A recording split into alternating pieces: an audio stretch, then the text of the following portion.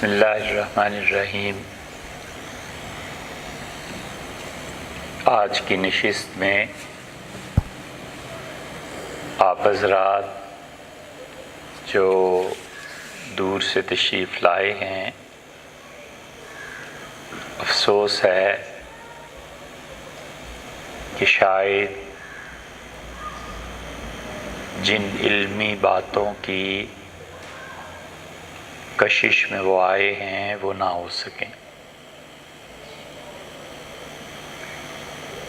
ایک ضرورت پیش آ گئی اور آج صبح بعض دوستوں کا یہ خیال تھا کہ اس ضرورت کے موضوع پر بات کی جائے۔ رجب کا آغاز ہو گیا اور رمضان المبارک کے قریب ہونے کی وجہ سے بھی اس ضرورت کی طرف توجہ مبذول کرانا ضروری قرار پایا۔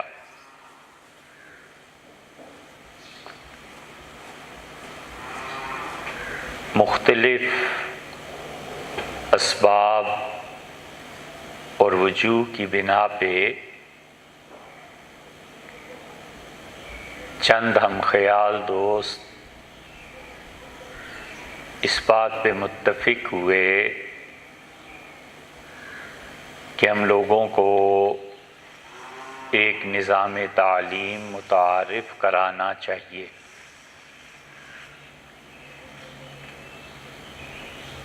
اور موجودہ تعلیم کا نظام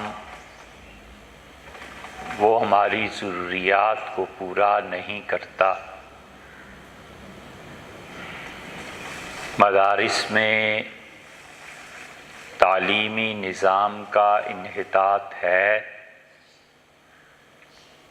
اور کوئی شخص ایسا نہیں ہے جسے علم اور تعلیم سے دلچسپی ہو اور اس کا انکار کر سکے۔ دینی مدارس کی تمام تر مساعی کی قدر کرنے کے باوجود ہمارے ہاں کوئی 35 برس ہوتے ہیں کہ ہندوستان سے آیا ہوا سرمایہ یکے بعد دیگرے اس دنیا سے اٹھتا چلا گیا۔ وہ اہل علم جو دیوبند میں پڑھے تھے، وہ علماء جو مولانا احمد رضا خان صاحب کے حلقہ تدریس سے تعلق رکھتے تھے، وہ جو اہل تشیع کے بڑے افراد جن کا تعلق لکھنؤ سے تھا اور مختلف مدارس بھوپال، حیدرآباد اور بہت سے بعض چھوٹے چھوٹے قصبات، علی گڑھ، خورجہ، جے پور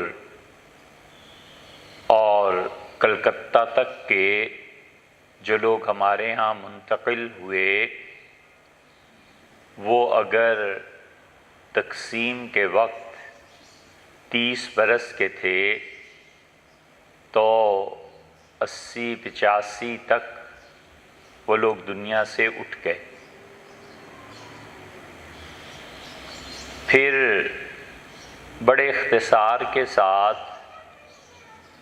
ہمارے مدارس میں لوگوں کی توجہ ہمسایہ ملک افغانستان کی طرف مبذول ہوئی۔ وہ اس وقت کی ضرورت تھی، نہیں تھی، صحیح ہوا، غلط ہوا، ایک لفظ اس پہ کہے بغیر امر واقعہ یہ ہے کہ پوری کی پوری ایک نسل یا دو بھی کہیں تو کچھ مبالغہ نہیں ہے، وہ سب کے سب تقریباً اس میدان میں کھپ گئے۔ تعلیم، علم کی طرف نہایت بے توجہی رہی۔ اس لیے آپ کو اگر امتحان کرنا ہو تو پچھلے 35 برس میں کتنے علماء پیدا ہوئے، اور 37 سال ہوتے ہیں، کتنے ایسے لوگ جو فنگر ٹپس پہ جنہیں گننا کہتے ہیں، گنے جا سکتے ہیں کہ انہوں نے اپنے علم اور اپنی تعلیم سے رہنمائی کی ہو۔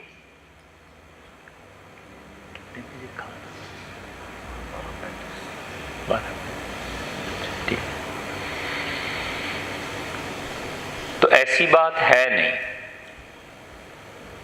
چند ایک ہیں، اور تدریس، کتابوں کا پڑھانا، اس میں پھر بھی الحمدللہ کچھ نہ کچھ مل جاتے ہیں، لیکن رہنمائی اور قیادت افسوس کے ساتھ کہنا پڑتا ہے کہ ان لوگوں کے ہاتھ میں گئی جو شاید مہینے میں ایک کتاب بھی نہ پڑھتے، اور اس بات پر زور دیا گیا کہ نصاب کو مختصر سے مختصر کیا جائے۔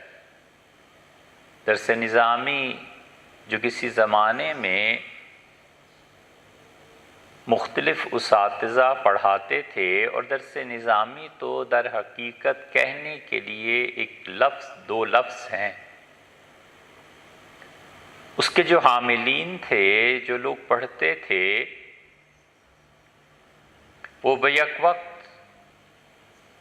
فارسی، عربی، اردو ادب کے بہت منجھے ہوئے لوگ تھے۔ اس کے ساتھ ساتھ منطق اور فلسفہ کی انتہائی کتابیں وہ بہت دقت نظر سے پڑھتے تھے، اور ان چیزوں کے ساتھ ساتھ اصول فقہ اور فقہ پڑھے لکھے تھے، اس لیے جتنی جدید چیزیں پیش آتی تھیں وہ بیٹھ کے بحث مباحثے کے بعد اس کا حل کرتے تھے۔ علم حیط پڑھے ہوئے تھے، توقیت پڑھے ہوئے تھے کہ وقت کا حساب کیسے ہوتا ہے، اور اس کا نتیجہ یہ نکلا کہ غالباً خوارزم کے فقہا نے پہلی مرتبہ یہ فتویٰ دیا کہ زوال کے وقت میں سجدہ جائز نہیں، اور خوارزم کے علماء اتنے پڑھے لکھے تھے، اتنے پڑھے لکھے تھے کہ آپ ان کی تحقیقات پڑھیں جو میتھمیٹکس میں انہوں نے لکھی ہیں، جیومیٹری میں لکھی ہیں، جو اصول قائم کیے ہیں، تو آدمی دنگ ہوتا ہے، دنگ رہ جاتا ہے کہ یہ سارا علم کیا تھا۔ ان مشرقی علوم کا اثر پوری دنیا پر پڑا، اور ان مشرقی علوم کے پیچھے اس وقت دنیا کی 3 بہت بڑی سلطنتیں تھیں جو اپنا کام انجام دے رہی تھیں۔ دنیا میں بہت بڑی سلطنت آٹومان امپائر، امارت عثمانیہ تھی، اور یہ امارت عثمانیہ میں جو علماء پڑھتے تھے وہ 28 سال 23 سال پڑھنے کے بعد مولوی بنتے تھے۔ 4 برس کا بچہ داخل ہوا اور 30 سال کی عمر میں جا کر وہ فارغ ہوا، اور پھر اتنا کڑا امتحان ہوتا تھا کہ ہر فن اور علم کے ماہرین بیٹھتے تھے اور بچوں کا وائوا الگ اور پیپرز الگ، اور اساتذہ برجستہ سوالات کرتے تھے، بتانا پڑتا تھا، اور اگر ان کے جوابات تسلی بخش نہیں ہوتے تھے تو کہتے تھے کہ ہمارے یہاں سے تو جاؤ، اور اس علم پہ ابھی مزید محنت درکار ہے۔ اسی کے نتیجے میں کہیں جا کر کوئی بڑا آدمی شیخ الاسلام قرار پاتا تھا۔ انہی علوم کے نتیجے میں زاہد القوصری، جنہیں خلافت عثمانیہ کا آخری وکیل کہا جاتا ہے، اتاترک کمال پاشا نے جب سن 1924 میں خلافت اور یہ چیزیں ختم کی ہیں، اور علامہ اقبال تک نے کہا کہ ترک نادا نے کر دی خلافت کی قبا چاک، سادگی اپنوں کی دیکھ، غیروں کی عیاری بھی دیکھ۔ اس شعر کو دیکھیے گا، وزن پہ آ نہیں رہا، لیکن ہے علامہ نے یہ کہا۔ تو وہ مصر چلے گئے، اور اس شخص کے علم کا یہ حال تھا کہ ہمارے اساتذہ کہتے تھے کہ جب ہم ان سے مصر میں ملے اور گفتگو شروع ہوئی ایسے ہی، تو وہ قلمی کتابوں کے حوالے دیتے تھے۔ تو کسی نے چھپی ہوئی کتابوں کے حوالے دیے تو ہنسے اور کہنے لگے یہ کیا علم ہے؟ جو کتابیں چھپ گئیں آپ نے پڑھی، جو مخطوطات ہیں ان کو کیوں نہیں پڑھا؟ تو یہ سب جو تھے خلافت عثمانیہ، حتیٰ کہ آپ ابو سعود رحمۃ اللہ علیہ شیخ الاسلام تھے، بڑے آدمی تھے، بیت اللہ کو شاہ فہد سے پہلے خلافت عثمانیہ کے دور میں جو تعمیر کیا گیا، تو سلطان مراد نے باقاعدہ استفتاء مرتب کیا اور بھیجا کہ شیخ الاسلام فتویٰ دیں تو ہم بیت اللہ کی بوسیدگی ہو گئی ہے اور اس کو نئے سرے سے تعمیر کیا جائے، اور انہوں نے اس کو دلائل کے ساتھ لکھا۔ دوسری بڑی سلطنت مراکش کی تھی، اور تیسری بڑی سلطنت مغلز کی تھی۔ یہ تینوں سلطنتیں اپنا اپنا کام کر رہی تھیں۔ تو یہ جو درس نظامی ہے، یہ کہنے کو بس ایک دو لفظ ہیں، حقیقت یہ ہے کہ یہ پورا نظام تعلیم تھا، اور اس نظام تعلیم نے مسلمانوں میں اتنے اچھے مفتی اور اتنے اچھے علماء پیدا کیے کہ وہ علماء اور مفتی اپنے زمانے کے مسائل پر بھی بات کرتے تھے، اور اس کے علاوہ وہ جو بات کرتے تھے طب پہ اور مختلف علوم پہ، تو پتہ چلتا تھا کہ آدمی پڑھا لکھا۔ کبھی اللہ تعالیٰ یہ کرے، خدا کے ہاں سے منظوری ہو جائے کہ ہم مصر جائیں، اور ہم نے جامعۃ الازہر میں ایک کتاب دیکھی اور ڈھونڈا نہیں ملی، اور انٹرنیٹ پہ بھی نہیں ہے، لیکن اس کتاب کو لائیں گے ضرور انشاءاللہ، اور غالباً وہ 6 7ویں صدی کے آدمی ہیں، اور انہوں نے کتاب پوری اس موضوع پر لکھی ہے کہ بچے کی پرورش کیسے ہوتی ہے۔ تو جب اسے پڑھا، مصر میں ایسے ہی لائبریری میں جیسے ہوتا ہے، تھوڑی دیر کے لیے آدمی جائے دیکھے کتابیں کیا ہیں، اور پھر یہاں آ کے ڈاکٹر سے بیان کیا کہ انہوں نے جنین، فٹس، بچہ، اس کے متعلق یہ تحقیق کی ہے، تو بڑے قابل ڈاکٹرز نے کہا کہ ہم بھی اسی تک ابھی تک تو پہنچے۔ 6 اور 7ویں صدی ہجری میں، آج سے 800 سال پہلے اس نے تحقیق کی اور کتاب لکھی۔ اس موضوع پہ اور کتابیں بھی ہیں، لیکن ظاہر ہے کہ ہمارے ڈاکٹرز عربی نہیں پڑھے، وگرنہ وہ جانتے کہ مسلمانوں نے طب میں کتنا کام کیا۔ تو اس لیے جو علماء تھے وہ بیک وقت اصول فقہ کے ساتھ بھی وابستہ تھے، زمانے کے مسائل کے ساتھ بھی وابستہ تھے، اور طب کے ساتھ بھی وابستہ تھے۔ اس لیے وہ ان سارے علوم پر عبور رکھتے تھے، اور آہستہ آہستہ اس تعلیم کے میدان میں نصاب میں کمی واقع ہوئی، اور ایک طرح سے کلہاڑا چلایا گیا کہ فلسفہ اور منطق کو نکالو۔ فلسفہ اور منطق نکل گئی۔ اس میں یقیناً بعض اجزاء ایسے ہیں جو اب کہاں پڑھے جانے کے قابل ہیں، لیکن کلیتاً اس کا انکار کرنا، اس کا مطلب یہ ہوا کہ آپ رازی، غزالی، شاطبی اور پرانے علماء کی تصنیفات کو ایک طرف اٹھا کر رکھ دیں۔ انگریزوں نے یہ کام نہایت حکمت عملی کے ساتھ کیا، اور یہی بات اتاترک کمال پاشا نے کی۔ اتاترک کمال پاشا نے ترکی کا رسم الخط بدل دیا۔ رسم الخط کے بدلے جانے سے فرق یہ پڑا کہ جو نیکسٹ جنریشن آئی وہ ترکی زبان جو ہمیشہ عربی، فارسی، اردو کی طرح لکھی جاتی تھی وہ پڑھ ہی نہیں سکے۔ زبان کا رسم الخط ہی تبدیل کر دیا۔ یہ جو اب آ رہا ہے، یہ پورے ہمارے ملک میں وہ رومن اردو میں میسیجز دے رہے ہیں۔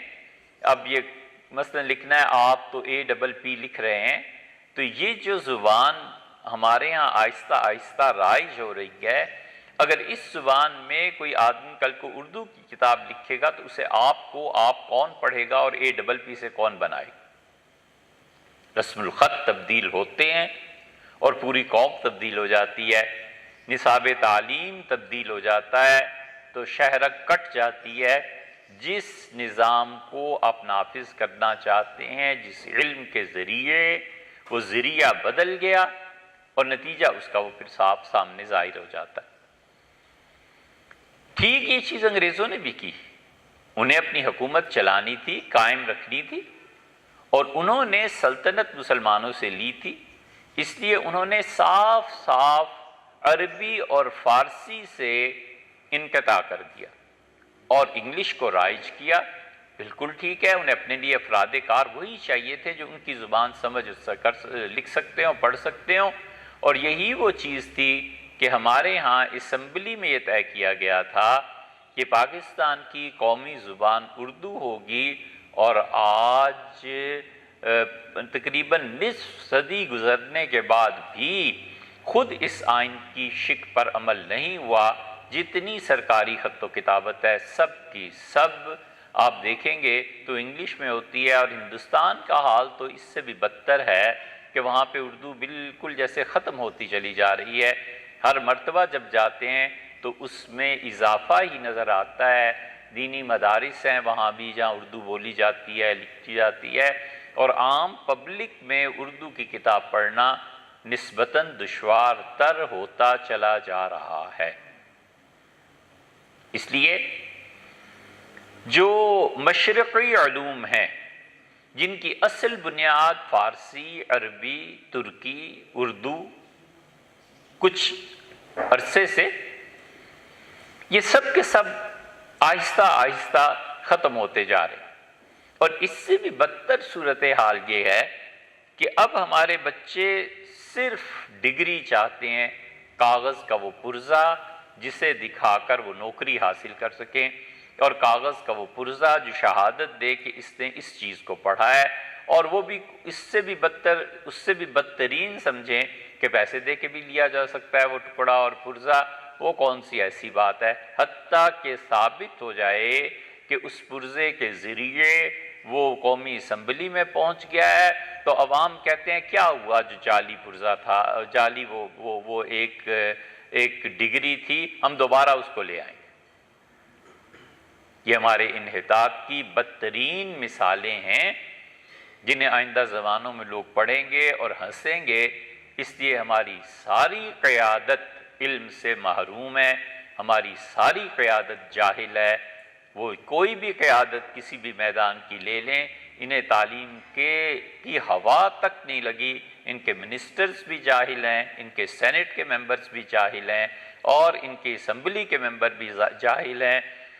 صدر مملکت پاکستان کے ممنون صاحب پڑھ رہے ہیں کرو بیاں۔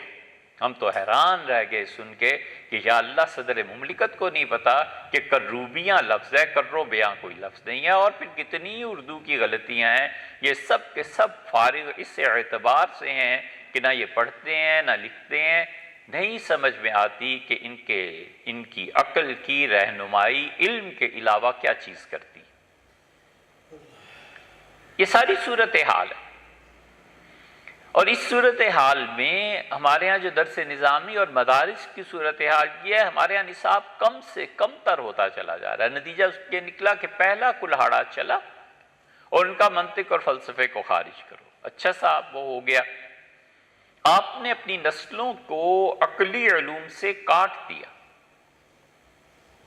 فلسفے کو نکال کر جو علوم بربنائے عقل تھے ان کو کاٹا، پھر اس کے بعد میتھمیٹکس اور جیومیٹری نکلی، یہ دوسری مرتبہ کاٹ دیا۔ چنانچہ ہمارے ہاں مجستی ایک کتاب پڑھائی جاتی تھی، حالی نے مسدس میں اس کا حوالہ دیا ہے، اور وہ مجستی کتاب اب تک ملی ہی نہیں، یعنی ملک میں تلاش کر علی گڑھ جا کے تلاش کر لی، وہ کتاب نہیں ملی میتھمیٹکس کی اور جیومیٹری کی کہ پڑھاتے کیا تھے ذرا پتہ تو چلے نا۔ تو حالی نے اس کا حوالہ دیا ہے، اور کئی ایک اپنے اساتذہ سے پوچھا، ان کہاں یہ کتاب ہوتی تھی پڑھاتے تھے؟ ہم نے کہا حضرت نسخہ کہاں ہے کہ ہم بھی اس کی زیارت سے مشرف ہوں؟ تو انہوں نے کہا کہ مشرف کے نظام کی نظر ہو گیا ہے، وہ نسخہ رہا ہی نہیں، اب پتہ نہیں کہاں ہوگا کہاں نہیں ہوگا۔ یہ صورتحال دوسری ہوئی۔ تیسری صورتحال جس نے اور زیادہ تباہی پھیری وہ یہ ہے کہ اب ہمارے یہاں تبلیغی جماعت کے جو مراکز ہیں ان کو چھوڑ کے کہیں بھی فارسی نہیں پڑھائی جاتی، کہ بچے کتنا پڑھیں، کہ بھئی اتنا ہی پڑھ لیں جتنا یورپ والے پڑھے لکھے ہیں، فارسی کوئی نہیں پڑھاتا۔ نتیجہ اس کا کیا کہ پچھلے 800-900 سال کے علوم سے ہم مستثنیٰ ہو۔ فارسی سے ہمارا واسطہ تو اسی زمانے پڑ گیا تھا جب حضرت رسالت مآب صلی اللہ علیہ وسلم حیات تھی۔ حضرت رسالت پناہ صلی اللہ علیہ وسلم کی خبر ایران والوں تک پہنچ چکی تھی، اور صرف خبر ہی نہیں، بہت سی چیزیں وہاں سے آنا۔ حضرت سلمان فارسی رضی اللہ عنہ کی بہت واضح مثال ہیں۔ آپ کے ملک کے ایک بہت بڑے صاحب تھے، اور مقتدرہ قومی زبان ہے ہمارے یہاں، یہ سب سینے کے داغ ہیں جنہیں بتانے کو جی نہ بھی چاہے تو بھی بتانا پڑتا ہے۔ اتنے بڑے عہدے کے آدمی، اور وہ کسی وجہ سے یاد فرمایا ہمیں ہمارے محترم، ہمارے بڑے بزرگ اور دوست اور بہت ہی قابل احترام افتخار عارف صاحب نے، تو ازرقہ کی کتاب ہے تاریخ مکہ پہ، اس کا ایک حوالہ ہم نے دیا تھا کبھی، تو وہ انہوں نے فرمایا کہ اس کی فوٹو کاپی تو پیش کی، تو وہاں وہ آئے ہوئے تھے اور انہوں نے ایران کا تذکرہ کیا اور کہا کہ اب ایران کی سرزمین حضرت سلمان فارسی رضی اللہ عنہ جیسے شخص سے بڑا آدمی کہاں سے پیدا کرے۔ حضرت سلیمان فارسی رضی اللہ عنہ جو تھے، جنات پہ بھی ان کی حکومت تھی، انسانوں پہ بھی ان کی حکومت تھی، قرآن بھی ان کا ذکر کرتا ہے۔ داؤد علیہ السلام کے بیٹے وہ اس سند سے بولے جا رہے تھے کہ وہ حضرت سلیمان علیہ السلام میں اور سلمان فارسی رضی اللہ عنہ میں فرق نہیں کر سکے، اور وہ تو جناب افتخار عارف اللہ تعالیٰ سلامت رکھے انہیں، وہ ان کے احترام میں چپ رہے، اور ہم سوچتے رہے کہ یہ حال ہے ان پڑھے لکھے لوگوں کا، اور یہ تعلیم ہے کہ وہ اپنے طور پہ فخر سے بیان فرما رہے ہیں، اور یہ نہیں جانتے کہ سلیمان پیغمبر اور سلمان صحابی علیہ الصلوۃ والتسلیم دونوں میں بڑا فرق ہے۔ فارسی کاٹتی، نتیجہ یہ کہ ہمارے ہاں فارسی کوئی نہیں پڑھتا۔ آپ خود سوچیں، اگر بچے فارسی نہیں پڑھے ہوئے تو ہمارے مشرقی علوم کا کیا بنے گا؟ حضرت مجدد الفسانی سرہندی رحمۃ اللہ علیہ کے سارے مکتوبات فارسی میں، بر صغیر کا سارا کام فارسی میں، حضرت رسالت پناہ صلی اللہ علیہ وسلم کے دور میں فارسی نظر آتی ہے۔ اس کے بعد سلمان فارسی رضی اللہ عنہ نے سورہ فاتحہ کا ترجمہ فارسی میں کیا تاکہ ایران والے سورہ فاتحہ کو سمجھیں۔ امام ابو حنیفہ رحمۃ اللہ علیہ، ان سے کسی نے پوچھا کہ فارسی میں نماز جائز ہے، تو انہوں نے فرمایا کہ جب تک سیکھ نہ لے عربی کو تب تک جائز ہے۔ یہ الگ بات ہے کہ اس پہ بحث ہے کہ حضرت امام نے اس قول سے رجوع کیا نہیں کیا، امام ابو یوسف رحمۃ اللہ کیا کہا کیا نہیں کہا، لیکن فارسی کا اتنا عمل دخل تھا، اسی لیے تو امام صاحب رحمۃ اللہ نے فتویٰ دیا تھا۔ یہ فتویٰ قائم رہا نہیں رہا یہ ایک علمی بحث ہے، چھوڑیے اس کو۔ لیکن یہ کہ اب ہمارے زمانے میں ایسی ہے جیسے کوئی انگریز مسلمان ہو جاتا ہے تو انگریز جب تک عربی کی عبارتیں نہیں سیکھتا آپ اسے کیا تلقین کریں گے کہ وہ نماز کیسے پڑھے؟ تو فارسی تو اس زمانے سے، پھر ہمارے ہاں غزنوی، غوری، خلجی، تغلق، خاندان غلامہ اور پھر مغلز، حتیٰ کہ 1950 تک بھی فارسی کی چیزیں رہی ہیں۔ ابھی 70-75 سال ہی تو ہوئے ہیں کہ آہستہ آہستہ انقطاع شروع ہوا ہے، وگرنہ 80 تک بھی ایسے لوگ زندہ تھے، 90 تک بھی لوگ زندہ تھے جو فارسی پڑھتے تھے، پڑھاتے تھے۔ اب ہمارے یہاں فارسی ختم ہو گئی۔ نتیجہ یہ نکلا کہ 1000 سال کے علم سے محروم ہو گئے۔ طب کی کتابیں، حیات کی کتابیں، علم نجوم، جتنے مشرقی علوم ہیں یہ فارسی میں ایک ایک چیز دیکھنے کے قابل ہے۔ ایران واحد ملک اب ایسا رہ گیا ہے جہاں فارسی کی کتابیں الحمدللہ چھپ رہی ہیں اور بہت عمدہ اور بہت وسیع پیمانے پہ چھپ رہی ہیں۔ اب ان کی نیت پہ کوئی شبہ کرے، ان کو اچھا کہے برا کہے، یہ ایک الگ مسئلہ ہے، یہ زیر بحث نہیں ہے، لیکن فارسی کو وہ زندہ کرنا بھی چاہتے ہیں اور فارسی کی کتابیں آ بھی رہی ہیں، اور ہمارے مدارس سے اس کو نکال دیا گیا ہے، بالکل ختم کر دیا گیا ہے۔ اب یہ آہستہ آہستہ اس سارے نظام تعلیم پہ آرے چلائے گئے اور فکر نہیں ہے، اس لیے کہ جو قائدین ہیں ان میں ایک بڑا طبقہ ایسا ہے جنہیں خود علم سے دلچسپی نہیں، صاحبزادگی ہے تو بڑی یہ سخت بات، لیکن صاحبزادے ہیں نا، انہیں کیا پڑھنے لکھنے سے ایسا تعلق ہے؟ اگر یہ جھوٹ ہے تو بتائیں کتنا پڑھے لکھے ہیں، کتنا مطالعہ انہوں نے کیا ہے، کیا چیز انہوں نے پڑھی ہے، کتنی کتابوں کے نام سے وہ واقف ہیں۔ عمل میں آئے نا سامنے، بیانات ان کے سن لیں، کتنی علمی تحقیق ہے، گھوڑا بھی حاضر، میدان بھی حاضر، بھاگتے کیوں آپ؟ مثنوی معروم رحمت اللہ علیہ کتنے لوگوں نے پڑھی؟ سنائی اور فرید الدین عطار کو کون جانتا ہے؟ کچھ پتہ نہیں ہے۔ اس لیے یہ ضروری ہے کہ تعلیم کا ایک ایسا مرکز قائم کیا جائے جہاں پر ہم اپنے مشرقی علوم کو زندہ کریں، زندہ رکھیں، مستقل ایک شعبہ فارسی، اردو، عربی، اسی طرح کسی بھی مغربی زبان کا ہونا چاہیے، اور ایسے لوگ پیدا ہونے چاہیے۔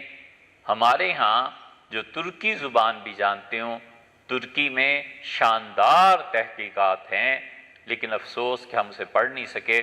دیکھتے ہیں کئی مرتبہ ان کتابوں کو حسرت ہوتی ہے، لیکن کیا کریں۔ اور مغربی زبانوں میں اس وقت تک جتنا فرانسیسی میں کام ہوا ہے، اب مسلمان علماء رہے نہیں جو فرینچ جانتے ہوں، فرانسیسی کو پڑھے ہوئے ہوں۔ وجہ اس کی انگریزی سے زیادہ کام ہمارا خیال تو یہ ہے کہ فرانسیسی میں ہوا ہے۔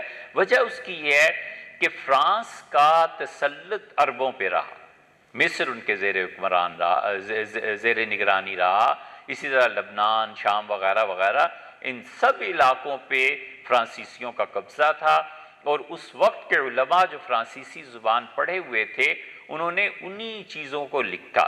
تیونس ہے، الجزائر کا تو خیر قصہ ہی سب کو معلوم ہے کہ ڈیگال نے انہیں مستقل آزادی دی، وگرنہ فرانس والوں نے بہت کام کیا ہے، فرانسیسی زبان میں کام ہے۔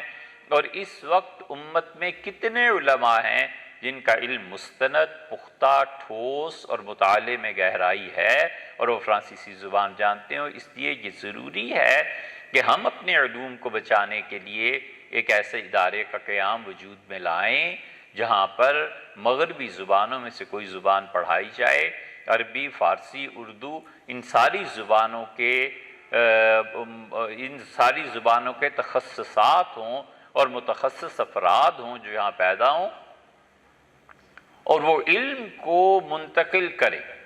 آخری مرتبہ یہ کوشش اللہ تعالی قبروں کو ٹھنڈا کرے ان کی جنہوں نے کی تھی، وہ حیدرآباد دکن کی عثمانیہ یونیورسٹی تھی۔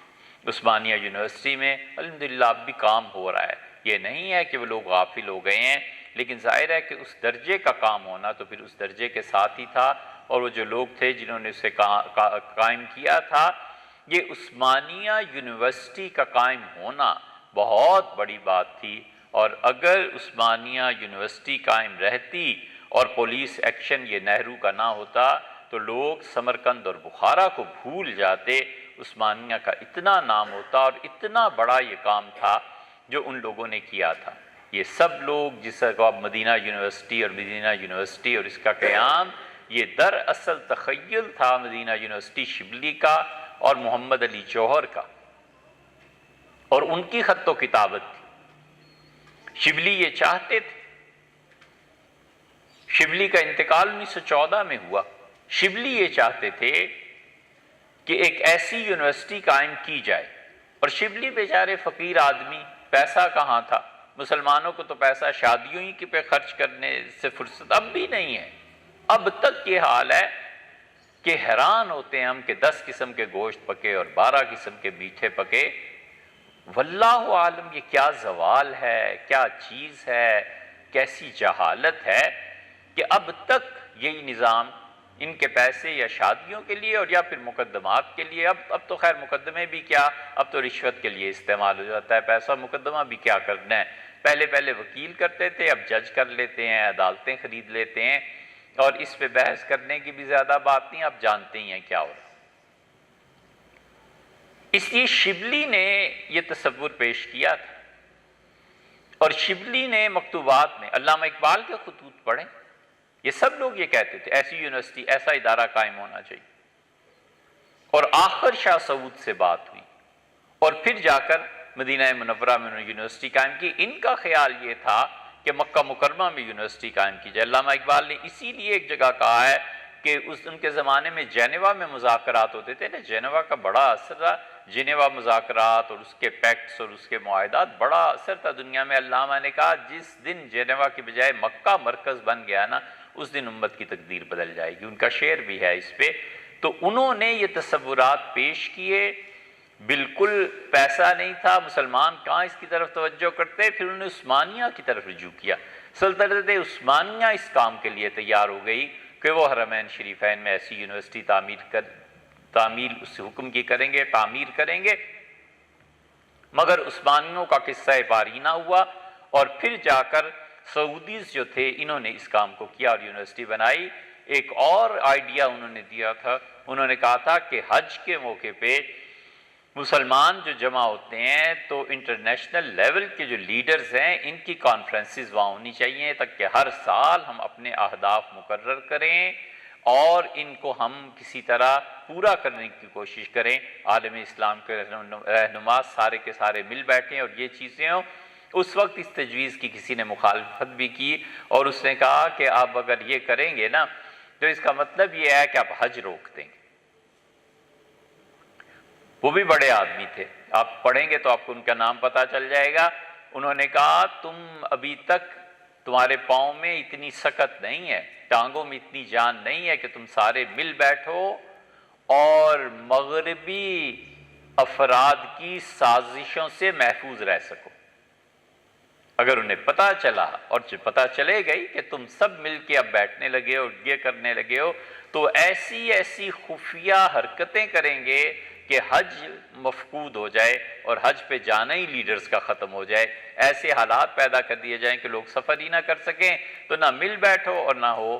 اور یہ بات اس وقت خاص طور پہ یاد آتی رہی جب عراق پہ حملہ ہوا اور پورے مسلمان وزرائے خارجہ اور یہ اور وہ سب جمع ہوئے، اور صبح اجلاس شروع ہوا اور ظہر تک سب لڑ بھیڑ کے اٹھ کے چلے گئے، ایک اجلاس نہیں کر سکے ان لوگوں کے متعلق جن پہ یہ صبح شام لانتیں بھیجتے ہیں، اور اپنا کردار ان کا یہ رہا۔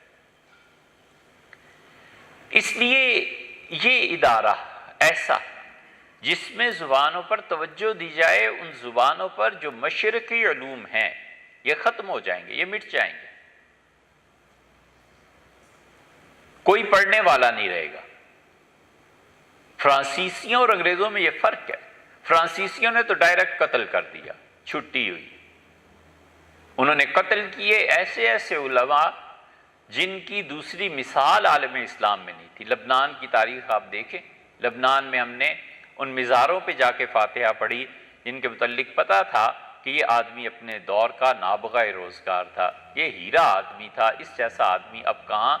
اور شام میں جہاں جہاں فرانسیسیوں نے قتل کر دیا، گوروں نے یہ نہیں کیا، گوروں نے یہ کیا کہ زبان بدل دی، وہ قتل نہیں کرتے تھے جب تک کہ ان کے سیاسی نظام میں کوئی دخل نہ دے، انہوں نے کسی کو نہیں چھیڑا، ان کا بس کرتے رہو اپنا کام جو کرنا ہے، لیکن نظام تعلیم کو ہی انہوں نے بدل دیا۔ اور گورے پھر بھی کچھ اچھے ہی تھے، دھمکی دے کے مار دیا کرتے تھے۔ ہماری ایجنسیز جو ہیں یہ ان سے بھی بدتر ہیں کہ بغیر کسی نوٹس کے ہی مار دیتے ہیں، ٹرک کے نیچے آ گیا، گولی مار دی گئی، پتہ ہی نہیں چلا۔ یہ علماء جو شہید ہوئے ہیں اتنے بڑے پیمانے پہ پچھلے 30-40 سال میں، یہ ایجنسیز والے اسی طرح تو کرتے ہیں، مارتے ہیں تاکہ کوئی سچ نہ بولے، مارتے ہیں تاکہ کوئی آدمی رہے ہی نہ، اور جو چاہیں سو کریں، اور سب جانتے ہیں کہ کیا ہو رہا ہے، اس پہ بھی بات نہیں کرنے کا وقت نہیں ہے۔ تو اس لیے یہ جو علوم ہیں مشرق کے، یہ مردہ ہوتے چلے جا رہے ہیں۔ نتیجہ اس کا یہ نکلا ہے کہ حکیم سعید مرحوم نے کوشش یہ کی تھی کہ وہ ایک طبیہ کالج قائم کریں، اور ان کی وفات کے بعد وہ منصوبہ اب تک کھٹائی میں پڑا ہوا ہے، آہستہ آہستہ کام ہو رہا ہے اگرچہ، لیکن بہت سلو ہو رہا ہے، اور اب ان جیسے آدمی بھی کم۔ اس لیے ایسے اداروں کی ضرورت ہے۔ فقہ اور اصول فقہ پڑھائے جائیں۔ فقہا نے کن بنیادوں پر استنباط کیا تھا، فقہا نے کن بنیادوں پر شریعت کی تعبیر کی تھی۔ اور سچ تو یہ ہے کہ عقیدے سے ہٹ کے پوری فقہ ہماری قابل تدوین ہے، پوری فقہ قابل تدوین ہے۔ نئے سرے سے جائزہ لینے کی ضرورت ہے کہ ہم کس دور میں جا رہے ہیں اور یہاں پر کس کے کیا حقوق متعین ہونے ہیں۔ محنت بدل گئی، اجرت کی ویلیوز بدل گئیں، عورت کا کردار بدل گیا، معاشرے میں پردہ اور یہ چیزیں ان کی اقدار بدل گئیں، اور طلاق اور نکاح کے مسائل یہ سب چیزیں بدل گئیں۔ یہ 3 طلاق کا مسئلہ اتنا بڑا مسئلہ ہے، اتنا بڑا مسئلہ پیش آ گیا ہے کہ اب اس کا کیا حل کریں اور کس کے قول پہ فتویٰ دیں۔ ہر روز کوئی نہ کوئی 3 طلاق کا پوچھتا ہے، اور ہم دوسروں کے حوالے کرتے ہیں کہ بھائی اس کو حل کرو، ہم نہیں کرتے۔ حتیٰ کہ کراچی سے بعض مفتی حضرات نے کہا کہ اس کا کیا کریں، کس طرح کہاں پہ لے جائیں اس بات کو، اور بچوں کی زندگیاں برباد ہو رہی ہیں۔ یہ پوری اور شہادت، اسلام نے شہادت کا کیا تصور پیش کیا ہے؟ ہمارے زمانے میں شہادت کیسے آئے گی؟ شہادت کا معیار کیا ہے؟ امامت کا معیار کیا ہے؟ خود سیاسی نظام اسلام کا کیا ہے؟ کہیں بھی اگر کہیں بھی مسلمانوں کو حکومت کرنے کا موقع ملتا ہے تو اسلام نے کس سیاسی نظام کو متعارف کرایا ہے؟ ہمارے ہاں عبادات تک بات رہ گئی، اور عبادات میں بھی بس نماز، روزہ، زکوٰۃ اور حج رہ گئے ہیں، باقی چھٹی ہوئی بھی ہے کہ معاملات کس طرح کرنے ہیں، کن کن چیزوں میں سود کا اطلاق ہوتا ہے اور کن پہ نہیں ہوتا۔ یہ سب چیزیں ایسی ہیں جو نئے سرے سے دیکھنے کے قابل ہیں، ہونی چاہیے، مگر علماء ایسے نہیں ہیں۔ آپ اس کی ایک مثال اگر دیکھنا چاہیں کہ متعدد، مثلاً ایک کہ حنفی فقہا اس بات کے قائل ہی نہیں ہے کہ کوئی آدمی مکہ مکرمہ میں بغیر احرام کے داخل ہو سکے۔ وہ کہتے ہیں حرام کا ہونا شرط، سینکڑوں نہیں ہزاروں حنفی جاتے ہیں حج کے زمانے میں، عمرہ، اور اب تو ہر دن کتنی چیزیں ہیں جو جدہ سے مکہ مکرمہ لے جانی ہے، روز کی ٹریولنگ ہے۔ آپ اس فتوے کو کیا کریں گے؟ ہر ڈرائیور احرام باندھ کے جائے گا، یا آپ کسی اور کے کال پہ فتویٰ دیں گے کہ نہیں دیں گے؟ مجاہد الاسلام قاسمی، اللہ تعالیٰ ٹھنڈا رکھے ان کی قبر کو، وہ آدمی تھا، انہوں نے بڑا کام کیا ہندوستان میں، بڑا کام کیا۔ ہمارے ہاں تو افسوس ہے یہ بھی نہیں ہو سکا۔ یہ چیزیں، اسی طرح قرآن پاک کی تفسیر، کون سی تفسیر دینی ہے؟ نئی نسلیں، مسائل بدل گئے، چیزیں بدل گئیں، زبان بدل گئی۔ جس کو تھوڑا سا دین کا شعور بھی آتا ہے، اللہ جانے کیا مصیبت ہے کہ وہ تفسیر سے کم بات ہی نہیں کرتا کہ قرآن کریم کی تفسیر پڑھنی۔ یار اور بڑی چیزیں ہیں پڑھنے کو، پہلے بھی وہ پڑھو نہیں۔ قرآن آپ لائیں تفسیر جو اس زمانے کی سطح کے مطابق لکھی گئی، جو فرقہ واریت سے ہٹ کے مثبت انداز میں لکھی گئی ہے، جس میں لوگوں پر مثبت تنقید کی گئی ہے۔ بہت بڑی ضرورت ہے، بہت بڑی ضرورت ہے، اور نہیں پوری ہوتی۔ کاش کہیں دنیا میں ابو مسلم اصفہانی کی تفسیر مل جاتی۔ اصفہانی وہ تھا تو معتزلی، مگر 1000 سال میں یہ ایک ہی آدمی شاید پیدا ہوا ہے، اتنا زبردست قرآن کو عقل کے ذریعے سمجھتا ہے، اس کے اقوال نقل کیے ہیں رازی نے، اب تک نہیں مل سکی۔ پچھلے کوئی 30-35 برس سے تو اس تفسیر کو ڈھونڈ رہے ہیں، نہیں ملتی۔ ایک وہ نہیں ملتی، اور ایک مسند بقی ابن مخلد رحمۃ اللہ علیہ نہیں ملتی۔ ہے تو نجی بات، پتہ نہیں کرنی چاہیے یا نہیں، لیکن آخری مرتبہ عرفات میں جب گئے تو ہم نے کہا کہ آپ 2 چیزیں دے دیں، ہماری جان لے لیں، جان آپ کی نظر کرتے ہیں، 2 چیزیں امت کو مل جائیں، ایک تفسیر یہ کہیں سے دے دیں اور ایک مسند بقی ابن مخلد دے دیں۔ بڑی زبردست چیزیں ہیں، ان کے حوالے پڑھ پڑھ کے حیرت ہوتی ہے۔ شاید 1000 سال میں یہ ایک ایسا دماغ تھا، اتنی زبردست توجیہات وہ کرتا ہے قرآن کی تفسیر کی، عقل دنگ رہ جاتی۔ بابر نے جان نظر پیش کی، ہمایوں بچ گیا۔ ہم نے کہا جان لے لیں، یہ 2 چیزیں کسی طرح دے دیں، اتنی بڑی ضرورت ہے وہ ہمارے دور کی، نہیں ملتی۔ اور الجزائر، تیونس، یہ علاقے رہ گئے ہیں، شاید کسی کتب خانے میں وہ کہیں پڑی ہوئی ہو تو کہیں مل جائے۔ اس کا آپ اندازہ اس سے کریں کہ کتنی کتابیں ہیں اسلاف کی جو اب جا کر سامنے آ رہی۔ حمام رحمۃ اللہ علیہ نے ابو ہریرہ رضی اللہ عنہ کے شاگرد تھے، ان کی ایک حدیث کی کتاب مرتب کر دی تھی، ہمیشہ اس کا حوالہ آتا۔ ڈاکٹر حمید اللہ صاحب نے اسے نکالا اور ڈاکٹر صاحب نے بتایا کہ یہ چیز، اس لیے یہ ہے وہ چیز جو کام کرنے کی ضرورت ہے۔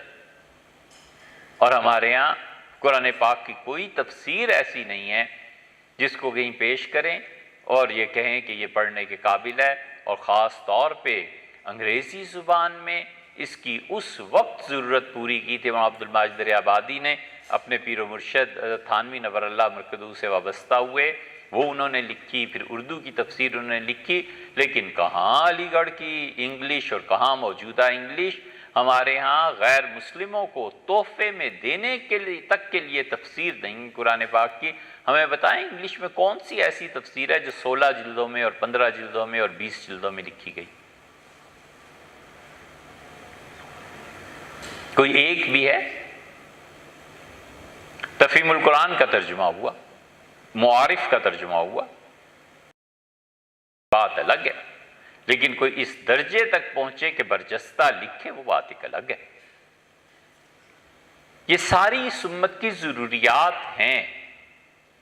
اسلام جو آسٹریلیا، امریکہ اور ہر جگہ لوگ آئے دن مسلمان ہوتے ہیں، آپ انہیں کون سا ترجمہ دیں گے اور کون سی تفسیر پڑھائیں گے؟ قرطبی 20 جلدوں میں ہے، روح المعانی تو اب 30 جلدوں میں چھپ گئی ہے. آپ کے ہاں 200 جلدوں کی تفاسیر موجود ہیں. ساری عمر اللہ کے بندے نے کوئی کام ہی نہیں کیا سوائے قرآن پاک. انگلش میں نہیں، فرینچ میں نہیں ہے. یہ اس جدید دور کی ضرورت ہے. کہاں جائیں؟ اللہ تعالیٰ جزائے خیر دے. مولانا ارشد مدنی صاحب نے ہندی میں تفسیر لکھی، الحمدللہ. ہندی میں بعض مسلمانوں نے کام کیا ہے، خدا ان کی مساعی کو قبول فرمائے. اس لیے کہ ہندوستان کی ضرورت، جس مشکل کی طرف کئی مہینے سے ہم چیخ رہے ہیں اور توجہ دلا رہے ہیں. آج خبر پڑھ لیے، سنکیانگ میں چائنا کی حکومت نے پابندی لگا دی کہ کوئی پردہ نہیں کر سکے گا، کوئی پردہ نہیں ہے اور کوئی لمبی داڑھی نہیں. یہ سب کیا چیزیں ہیں؟ سادگی مسلم کی دیکھ، اوروں کی عیاری بھی دیکھ. یہ سب چیزیں جو ہیں آہستہ آہستہ آہستہ آہستہ اپنا وجود پکڑ رہی ہیں. انہیں تو بھئی متحرک ہونا ہی ہے. آپ کو کیا اعتراض ہے؟ ایک آدمی ایک نظریہ چاہتا ہے دنیا میں، پہلے وہ اپنا کام کر رہے ہیں. آپ اپنے آپ کو دیکھیے، آپ کیا کر رہے ہیں. اپنے کو دیکھنا نہیں اور دوسروں کے کام پہ کڑنا، تنقید، وہ ایک الگ مسئلہ ہے. بھئی انہوں نے اپنے نظریے کو زندہ رکھنا ہے. اللہ نے اسی لیے فرمایا کہ اگر ہم یہ الٹنے پلٹنے کا معاملہ نہ کرتے اور اگر ہم ایک قوم کو دوسری اور دوسری کو پہلی پہ غالب نہ کرتے، مراد اور مفہوم یہی ہے وہاں لَهُدِّمَتْ بِيَعْ، تو یہودیوں کی عبادت گاہیں مٹ جاتی، عیسائیوں کے گرجے مٹ جاتے، ومساجد اور مسلمانوں کی مسجدیں مٹ جاتی. اللہ کا اپنا ایک نظام ہے، ہمیں تو اس کے مطابق کام کرنا ہے. اس لیے کوئی تعلیمی ادارہ ایسا نہیں ہے جہاں پہ تفسیر کا کوئی شعبہ ہو اور کوئی رہنمائی کرے کہ اس زمانے کے مسائل کو حل کرو. ادب، فقہ اور اصول فقہ اور تفسیر، اور اس کے بعد حدیث کا نمبر آ جاتا ہے. لوگ براہ راست احادیث پڑھتے ہیں، صحیح بخاری پڑھ رہے ہیں، مسلم پڑھ رہے ہیں. اب اس میں ایسی احادیث ہیں جو ہر آدمی کی سمجھ میں نہیں آتی. یہ بالکل ایک چھوٹی سی مثال ایسے سمجھ لیں جیسے کسی کی انگلش فرض کیجئے اچھی ہو جائے اور وہ کہے کہ میڈیسن کی میں کتاب پڑھوں اور اس سے میں دوائیاں تجویز کرتا رہوں. تو اسے کوئی عقل مند سمجھائے گا کہ بیٹے آپ ان کتابوں کو پڑھیں، کوئی پابندی نہیں ہے آپ پہ، لیکن ایک سسٹم متعین ہے، اس کے پہلی کتابیں پڑھ کے آپ یہاں تک پہنچیں گے، پھر پڑھیے.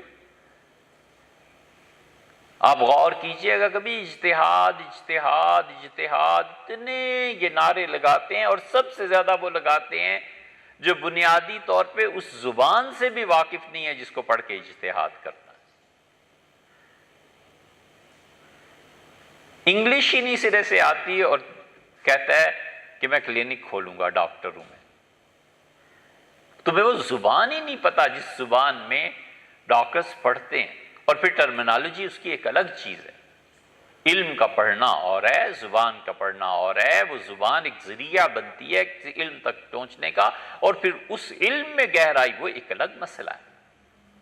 انگلش ایک اور چیز ہے، کمپیوٹر ایک اور چیز ہے. آپ انگلش پڑھیں، پھر کمپیوٹر کو سمجھیں اس زبان میں جا کر، پھر بات ہے.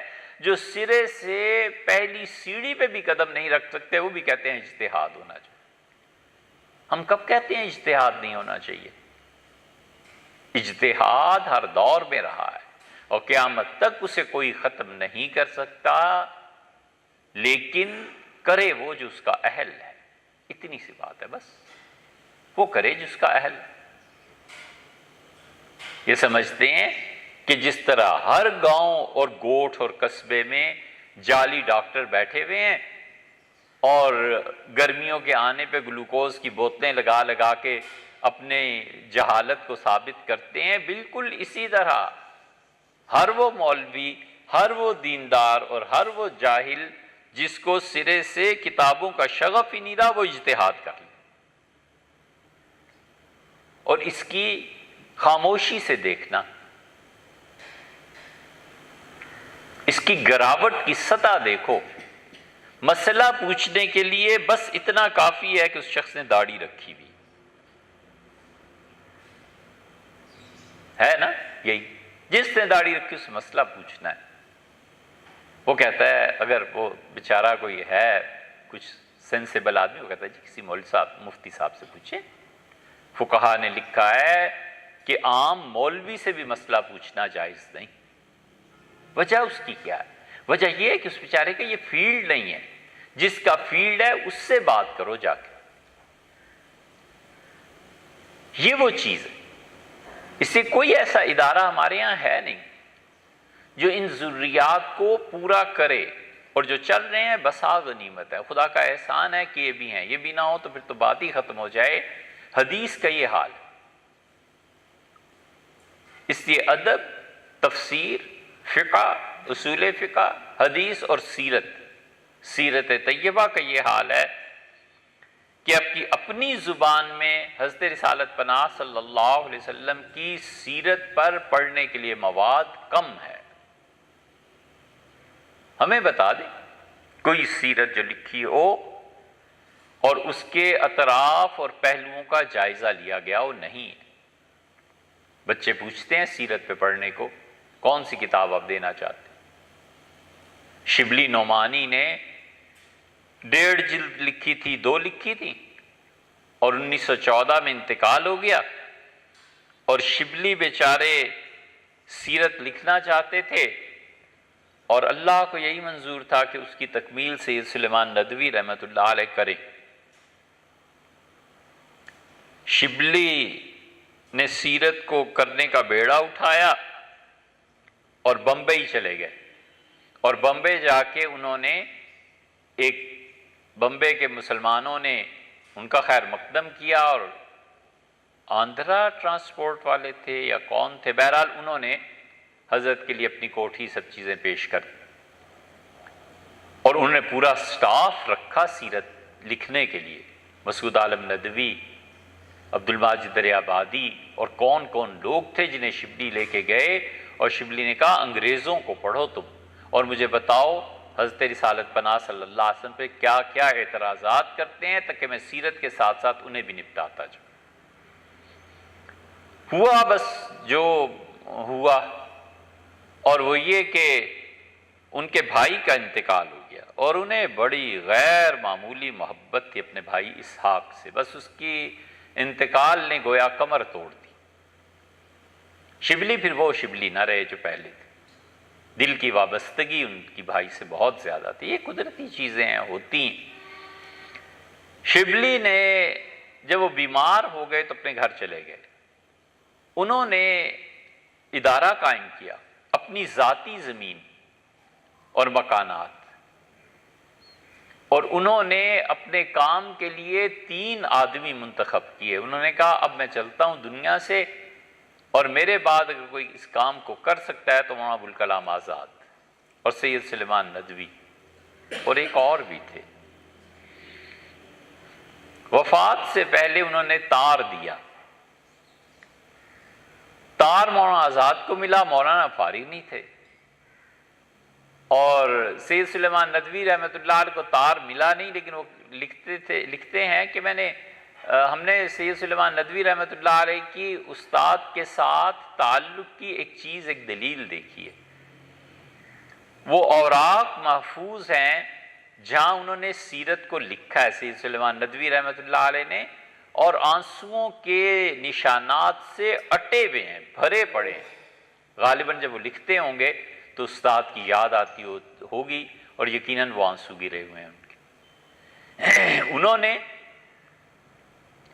پڑھا رہے تھے، لکھتے ہیں کہ پتہ نہیں کیوں اتنا شدید دل کا تقاضا ہوا کہ جاؤں اور استاد سے ملوں، اور میں کالج سے پڑھا کے پیریڈ باقی ختم کر کے نکلا، اور گھر بھی نہیں گیا، سیدھا اسٹیشن کی طرف چل پڑا، اور اسٹیشن پہ پہنچ کے اور میں چلا گیا۔ مولانا تقی عثمانی صاحب نے بھی ایک جگہ لکھا ہے، یہ آدمی غور سے پڑھے تو یہ چیزیں اسی طرح ہوا کرتی ہیں۔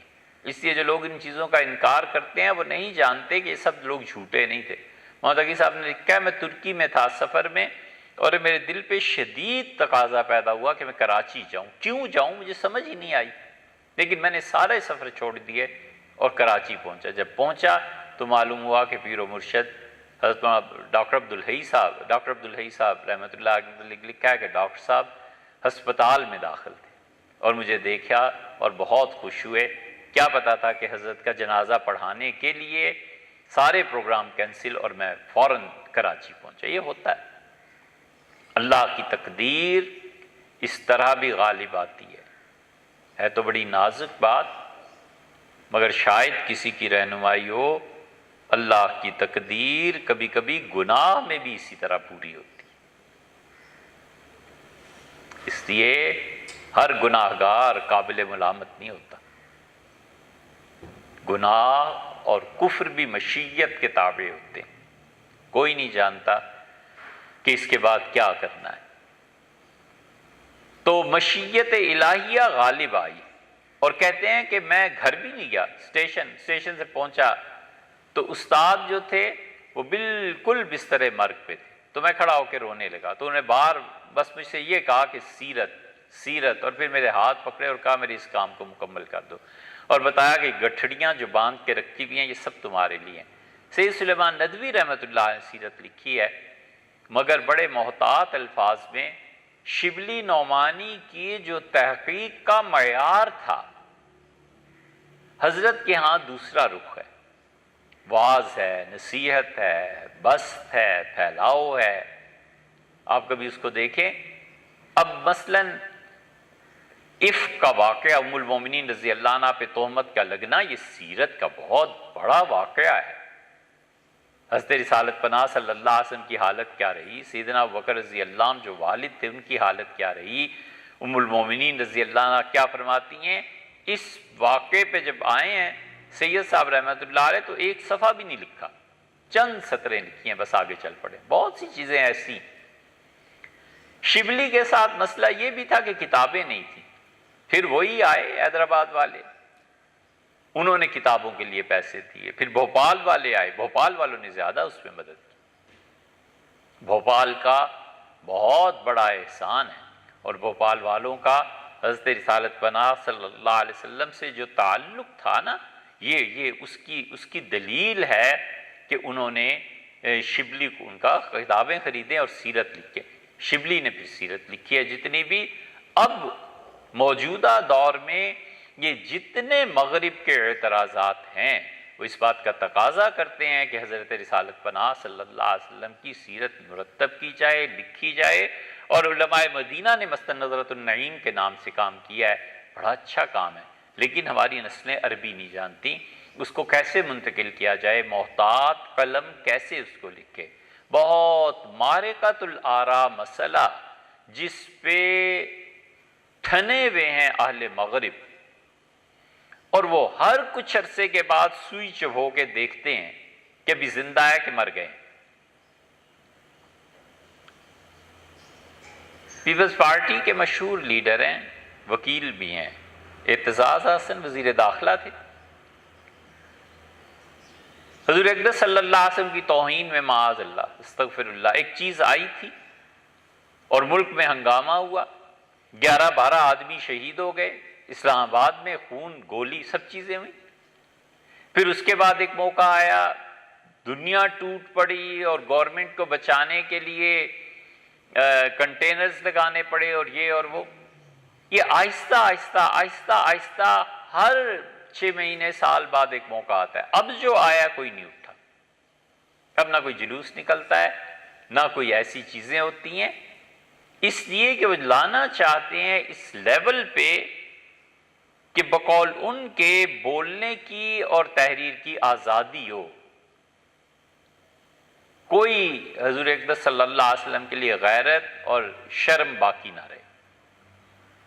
اور سب سے زیادہ ہدف وہ جس چیز کو بناتے ہیں وہ حضرت رسالت پناہ صلی اللہ علیہ وسلم کی زندگی اور ازدواجی زندگی ہے. آپ مجھے بتائیں کتنا لکھا ہے ہم نے اس پہ؟ جو انہوں نے کتابیں لکھی ہیں ہمارے یہاں سے کتنے جوابات ہیں؟ افسوس سے کہنا پڑتا ہے کہ ہم نے اس کی تحقیق کی ایک مرتبہ کہ وہ جو مرتد لندن کا ہے اس نے جو کتاب لکھی اور دنیا میں بڑی مشہور ہوئی، کیا نام ہے؟ سلمان رشدی کی کتاب اسٹینک ورسز، قادیانیوں نے اس کا جواب لکھا اور ایران سے شیعہ نے جواب لکھا۔ اب چلے جائیں، اس کے بعد جوابات لکھے گئے لیکن بہت تھوڑے، بہت کم، اور اسٹینک ورسز کو ہم نے پڑھا تو افسوس تو ہونا ہی ہونا تھا، ہنسی بھی آئی کہ لکھنے والے کو اتنا بھی نہیں پتا، اتنا سرسری مطالعہ ہے کہ یہ بات تو پیش ہی نہیں آئی، یہ بات تو ہوئی ہی نہیں، اور جو پیش آئی ہے وہ اصل حقیقت کیا ہے، چیزیں کیا ہیں۔ اس لیے ہم میں سے کتنے ہیں جنہوں نے اس کی تیاری کی ہے کہ ہم انہی کی زبان میں ان کو جواب لکھیں، شاید کوئی پڑھے اور اس کے اعتراضات دور ہوں، اور شاید اللہ اس کے لیے ہدایت کی راہ کھولے۔ سیرت طیبہ پہ اتنا کام نہیں ہوا، سیرت طیبہ کے ایسے ایسے حوالے ہیں جو بالکل لوگوں کے علم میں نہیں ہیں، ایسی احادیث لوگوں کے علم میں نہیں ہیں، واقعات ایسے علم میں نہیں ہیں، اس لیے ایک ایسے ادارے کے قیام کی ضرورت۔ یہ تو موٹی موٹی باتیں۔ دوسری طرف آپ ہمارے نظام کو دیکھ لیں، ہمارا نظام آہستہ آہستہ تعلیمی نظام، وہ چیزیں جو دین کے قریب تر لانے والی تھیں اس سے بالکل الگ ہوتا چلا جا رہا ہے۔ نئے نظام تعلیم مرتب ہو رہے ہیں اور اسلامک سٹڈیز کو اسی لیے نکالا جا رہا ہے کہ ان کا خیال ہے کہ یہ مسلمانوں کو دنیا میں تباہی پھیلانے والے بناتی ہے، لہٰذا آیات کو نکالیں، احادیث کو نکالیں، لے دے کے اگر پڑھانا ہے تو آپ میتھمیٹکس پڑھائیں، سائنٹیفک جو چیزیں ہیں وہ پڑھائیں، ایسا نصاب تعلیم مرتب کریں۔ ہمارے ادریس صاحب نے ہمیں بعض چیزیں بھیجی، ان کو پڑھ کے بھی یہی اندازہ ہوا کہ اب نیا نصاب تعلیم، اور وہ بھی پڑھیں گے ہمارے بچے، اور انسٹرکشنز کہیں اور سے آئیں گی کہ انہیں پڑھانا ہے۔ عجیب بات ہے، یعنی عملی زندگی میں دماغ یہودیوں کا اور پیسہ عربوں کا اور خون مسلمانوں کا، پچھلے 20-30 سال سے یہی جنگیں ہو رہی ہیں، اور اب تعلیم کے میدان میں بھی دماغ کسی اور قوم کا، پیسہ کہیں اور سے لیا جائے اور پڑھیں گے مسلمان بچے۔ کیا کرنے جا رہے ہیں، کدھر جا رہے ہیں؟ اس لیے ہمارے بچوں کے لیے دنیاوی اعتبار سے ایسا نظام تعلیم چاہیے جس میں اسی طرح سے کچھ چیزوں کا اضافہ کیا جائے جیسے ہم اپنے دینی نصاب میں اضافہ کرنا چاہتے ہیں۔ دینی نصاب میں ہم اپنے بچوں کو، علماء کو کمپیوٹر کی تعلیم ضروری ہے، مغربی زبانوں میں سے کسی ایک زبان کی تعلیم ضروری، جو نظریات، فلسفے اور نظریاتی طور پر ہمارے ہاں آ رہے ہیں، علماء کو چاہیے کہ ایسی کتابیں پڑھیں تاکہ وہ نظریات جو اساس بنتے ہیں، وہ فلسفہ جو اساس بنتا ہے، اس فلسفے پہ جو قوموں کو چلایا جاتا ہے، اس سے علماء کا علم ہونا اور گہری واقفیت ہونا ضروری ہے۔ بالکل ٹھیک اسی طرح ہم اپنے بچوں کو جب اسکول میں لیں تو ہم انہیں عقیدے کی تعلیم دیں۔ 6 برس کا بچہ، 7 برس کا بچہ، 8 برس کا بچہ، اسے کیا ضرورت پیش آ گئی ہے حج کے مسائل پڑھانے کی؟ اسے کیا کرنا ہے حج کے مسائل؟ اسے زکوٰۃ کے مسائل سے کیوں دلچسپی ہونے لگی؟ ہم اسے عقیدے کے مطابق بتائیں کہ ایک مسلمان کا عقیدہ کیا ہوتا ہے، اہل سنہ کا عقیدہ کیا ہے، اہل تشیع کا عقیدہ کیا ہے، کمپیریٹیولی کرسچینٹی کیا ہے، یہودیت وغیرہ وغیرہ، اور آپ کا عقیدہ کیا ہے۔ حضرت رسالت مآب صلی اللہ علیہ وسلم جب وہ 7 برس کا ہو جائے تو اسے نماز کی تعلیم دو۔ 7 برس سے پہلے کیا ضرورت ہے نماز کے مسائل کو چھیڑنے کی؟ جب وہ 6 برس میں آئے گا آپ سے بتائیے نماز ایسے ہوتی ہے، یہ چیزیں ہوتی ہیں، یہ اس کے نصاب تعلیم میں آنا چاہیے۔ اور فرمایا 10 برس کا ہو جائے تو اس بچے کے بستر اپنے سے الگ کر دو. اس کا مطلب یہ ہے کہ 9 برس کا ہو جائے تو اسے وہ مسائل سکھانے چاہیے جس کا تعلق اس کی عمر سے ہے. یہ ترمیم ہونی چاہیے ہمارے نصاب. ہم اسے بہترین نصاب پڑھائیں، آکسفورڈ کا اور ہارورڈ کا نصاب پڑھائیں، لیکن یہ ضروری ہے کہ ہم اس میں دینی مسائل کے اعتبار سے یہ کورس مرتب کریں. اور اس کے ساتھ ساتھ یہ بھی ضروری ہے کہ اب اس بچے کو جتنی توجہ انگلش پہ دیتے ہیں عربی بھی پڑھائیں، گنجائش نکلے فارسی بھی پڑھائیں. ہمارا بچہ یہ زبانیں پڑھا ہوا ہو. اگر وہ پڑھا ہوا ہوگا، کمپیوٹر جانتا ہوگا، اور پھر 6 سال 7 سال 8 سال، چھٹی سے لے کے 12ویں تک ہے، چھٹی سے BA تک ہے، MA تک ہے، ایسا ادارہ ہونا چاہیے جہاں سے پورا قرآن کریم ترجمے کے ساتھ پڑھایا جائے، اور کم سے کم سورہ حجرات سے لے کے سورہ والناس تک یہ پورا قرآن کا اتنا حصہ اسے حفظ ہونا چاہیے. ڈگری نہ دی جائے جب تک کہ بچہ اتنا حفظ نہ کر لے تاکہ اس کی ساری نمازیں سنت کے مطابق ہو سکیں. حضور اقدس صلی اللہ علیہ وسلم نے جتنی بھی نمازیں پڑھائی ہیں بالعموم سورہ حجرات سے لے کے آخر تک آ جاتی ہیں. یہ بھی نہیں تو 30واں پارہ تو اسے یاد ہی ہو تاکہ اس کی ساری نمازیں سنت کے مطابق ہو سکیں. ہمیں یہ ترمیم کرنی چاہیے، یہ اضافے کرنے چاہیے. حدیث کی کوئی کتاب پڑھا دینی چاہیے، باقی وہ نصاب پڑھے. کس نے روکا ہے؟ انجینئر بننا چاہتا ہے، ڈاکٹر بننا چاہتا ہے، کس نے روکا ہے کہ ڈاکٹر نہ بنے؟ اور اس کے لیے ادارہ ایسا قائم کرنا چاہیے جس میں یہ نصاب تعلیم بچوں کو پڑھایا جائے، اور اس کے ساتھ ساتھ ہم اس ادارے میں اپنے بچوں کے لیے ورزش، ایکسرسائز اس کو اسی طرح فرض قرار دیں جس طرح نماز کا پڑھنا فرض ہے. تو 2 میل دوڑے، 5 میل دوڑے، کوئی حد متعین ہونی چاہیے. جیسے PMA کاکول میں کیڈٹس دوڑتے ہیں، 5 میل دوڑتے ہیں، 4 میل دوڑتے ہیں، اور جس طرح ان کے ہاں یہ ساری چیزیں ایسے ہی ہونی چاہیے. اس کی وجہ یہ ہے کہ ورزش بنیاد پہ، اس پہ کچھ کہنے کی ضرورت نہیں. سب جانتے ہیں کہ انسان کے نظریات پہ کتنا فرق پڑتا ہے، جسمانی صلاحیتوں پہ کتنا فرق پڑتا ہے.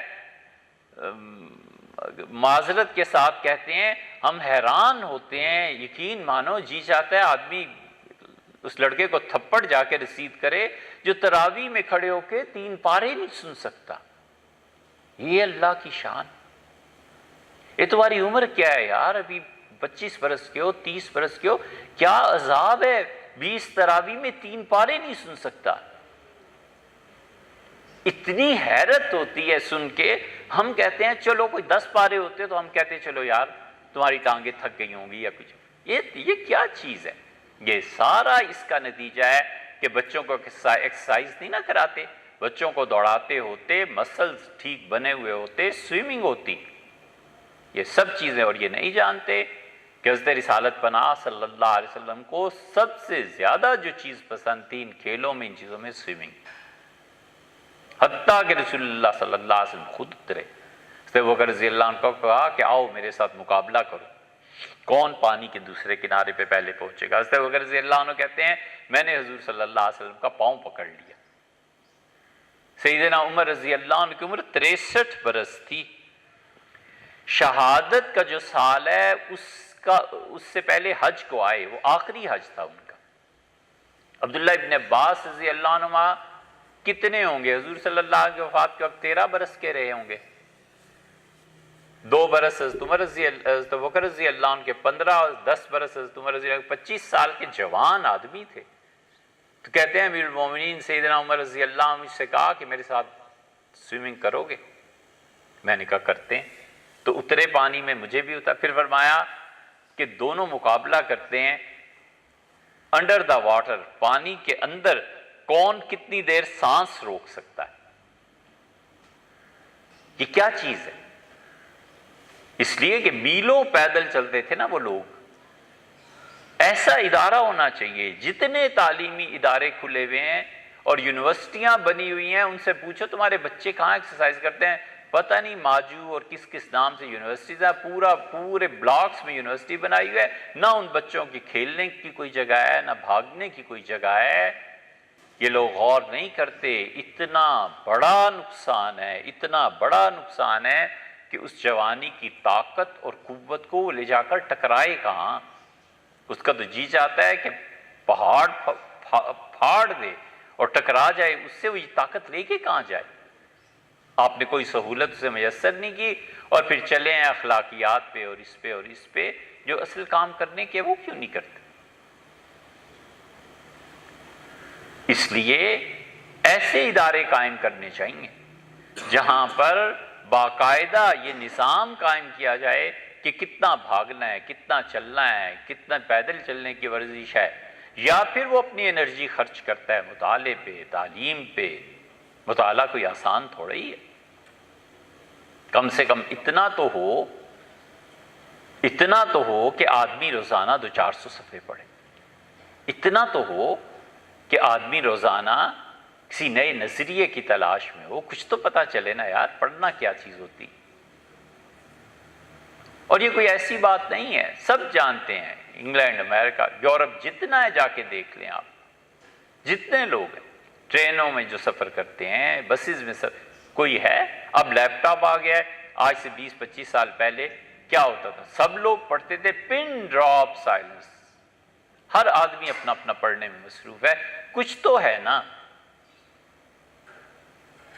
پچھلے 500 برس میں انہوں نے جو غلبہ پایا ہے، زندگی کا وجود قائم کیا ہے، ایسے ادارے ہونے چاہیے ہمارے ہاں۔ بچہ جائے سویٹر اور کوٹ اتار کر لٹکا دے اور بالکل سادہ کپڑوں میں بیٹھ کے پڑھے، وگرنہ بہت سی صلاحیتیں اسی میں خرچ ہو جاتی ہیں کہ سردی بہت ہے یار، ہاتھ ہی نہیں کام کر رہے، ابھی ٹھہرو ہاتھ گرم ہو جائیں تو پھر کچھ لکھنا شروع کریں گے، گرمی بہت ہے، پسینے بہہ رہے ہیں، اس لیے کہ کلاس رومز میں یہ سہولتیں ہیں نہیں۔ وہ بیچارہ کہاں سے اپنی صلاحیتوں کو اس میں لگائے یا اس میں لگائے؟ کیوں مسلمانوں کو 1200 سال تک کوئی چیلنج نہیں ملا؟ یعنی ملے لیکن وہ اور نو کے تھے، ہر طرف برف ہی برف تھی، زندگی کا وجود ہی قائم نہیں تھا۔ زندگی کا وجود تو ہمارے یہاں خوارزم میں بڑی مشکل سے قائم تھا۔ خوارزم میں، اب یہ آپ کے لیے شاید کسی کے لیے حیرت ہو، ہر سال ایک گزٹ نکلتا تھا، ہر سال خوارزم کے علماء ایک جاری کرتے تھے پرچہ، اس پہ لکھا ہوتا تھا کہ خوارزم میں فراسٹ بائٹ کتنوں کو ہوا، اس سال کتنے لوگوں کی ناک کٹی، اس سال کتنے لوگوں کے کان جھڑے، اس سال کتنے لوگوں کو برف نے کیا نقصان پہنچایا۔ یہ اب بھی ہے، تاریخ میں سب محفوظ ہے۔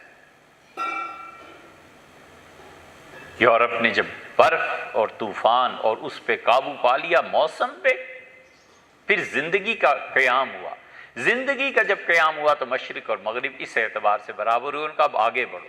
اور پھر انہوں نے پڑھا ہے، پھر انہوں نے ابن عربی کو پڑھا ہے، پھر انہوں نے ابو علی سینا کو پڑھا ہے، ابو علی سینا پہ ابھی کتابیں آئی ہیں، ابو علی سینا نے جو کچھ لکھا ہے اب جا کر امریکنز نے اس کے ترجمے کیے ہیں، اور برٹش ڈاکٹرز نے اس کو اب چھیڑا ہے، اب ترجمے آ رہے ہیں اور اس کا اعتراف کرتے ہیں کہ یہ وہ چیز ہے۔ ہم نے بھی آپ سے عرض کیا نا، اللہ کرے گا کسی دن ہم انشاءاللہ پھر مصر جائیں گے، مصر میں کتابیں پڑھی ہیں جو جنین پہ، فٹس پہ بحث کرتے ہیں مسلمان اطباء کہ بچے کے کیا کیا مراحل ہیں اور کن کن مراحل سے جنین گزر کے وجود میں آتا ہے۔ یہاں کے بہترین ڈاکٹر آرمی کے، ہم نے ان سے بات کی، انہوں نے کہا ہم بھی ابھی تک کسی پہ پہنچے، ہم نے کہا وہ تو 7 صدیاں پہلے ان کے پاس کیا چیزیں تھیں۔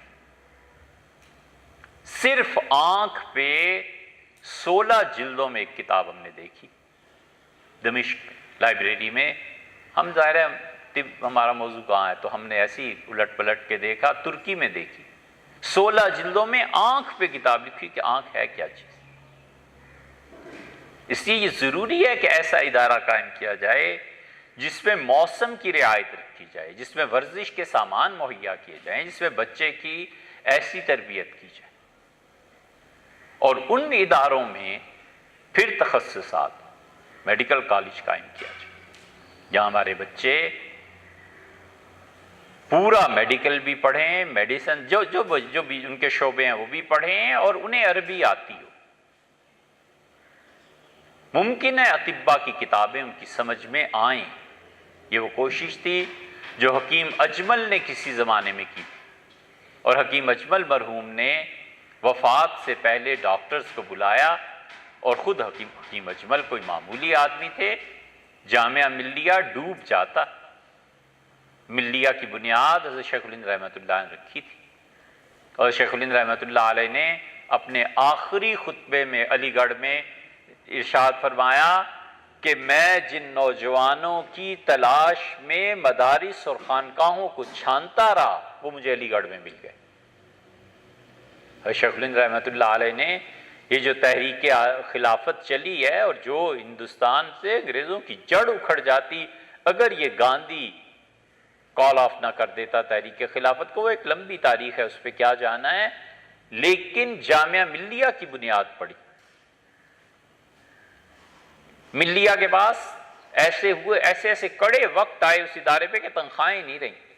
حکیم اجمل نے رحمہ اللہ خاموشی سے ایک معتمد آدمی کو بلایا، اپنی انگوٹھی اتاری، اس کے حوالے کی، اور کہا بمبئی جا کے بیچو، دلی میں کسی کے پاس اتنے پیسے ہی نہیں جتنی ہماری انگوٹھی ہے۔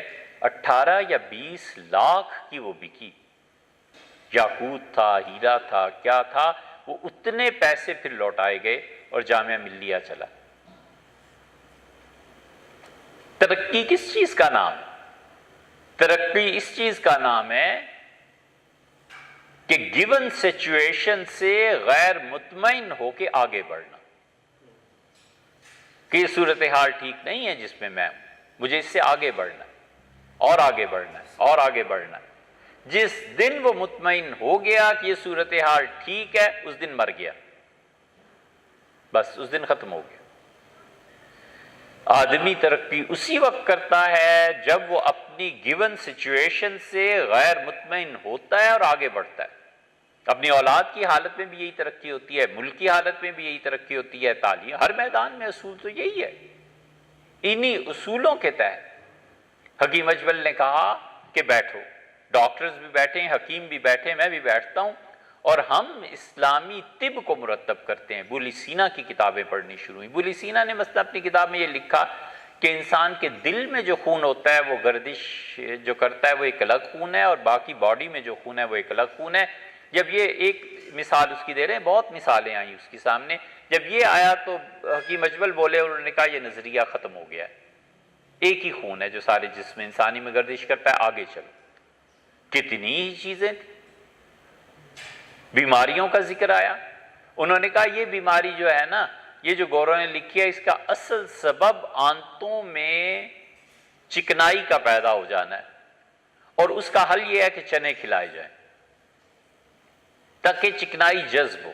چنوں سے کیا چیز پیدا ہوگی، پھر اس پہ بحث شروع ہوگی۔ اس طرح کی بہت مثالیں تھیں حکیم اجمل مرحوم کے ساتھ خاتمہ ہوگی۔ اس لیے ایسا ادارہ جب بھی بنے اسے اپنا میڈیکل کالج بنانا چاہیے جہاں بچے ان چیزوں کو پڑھے ہوں۔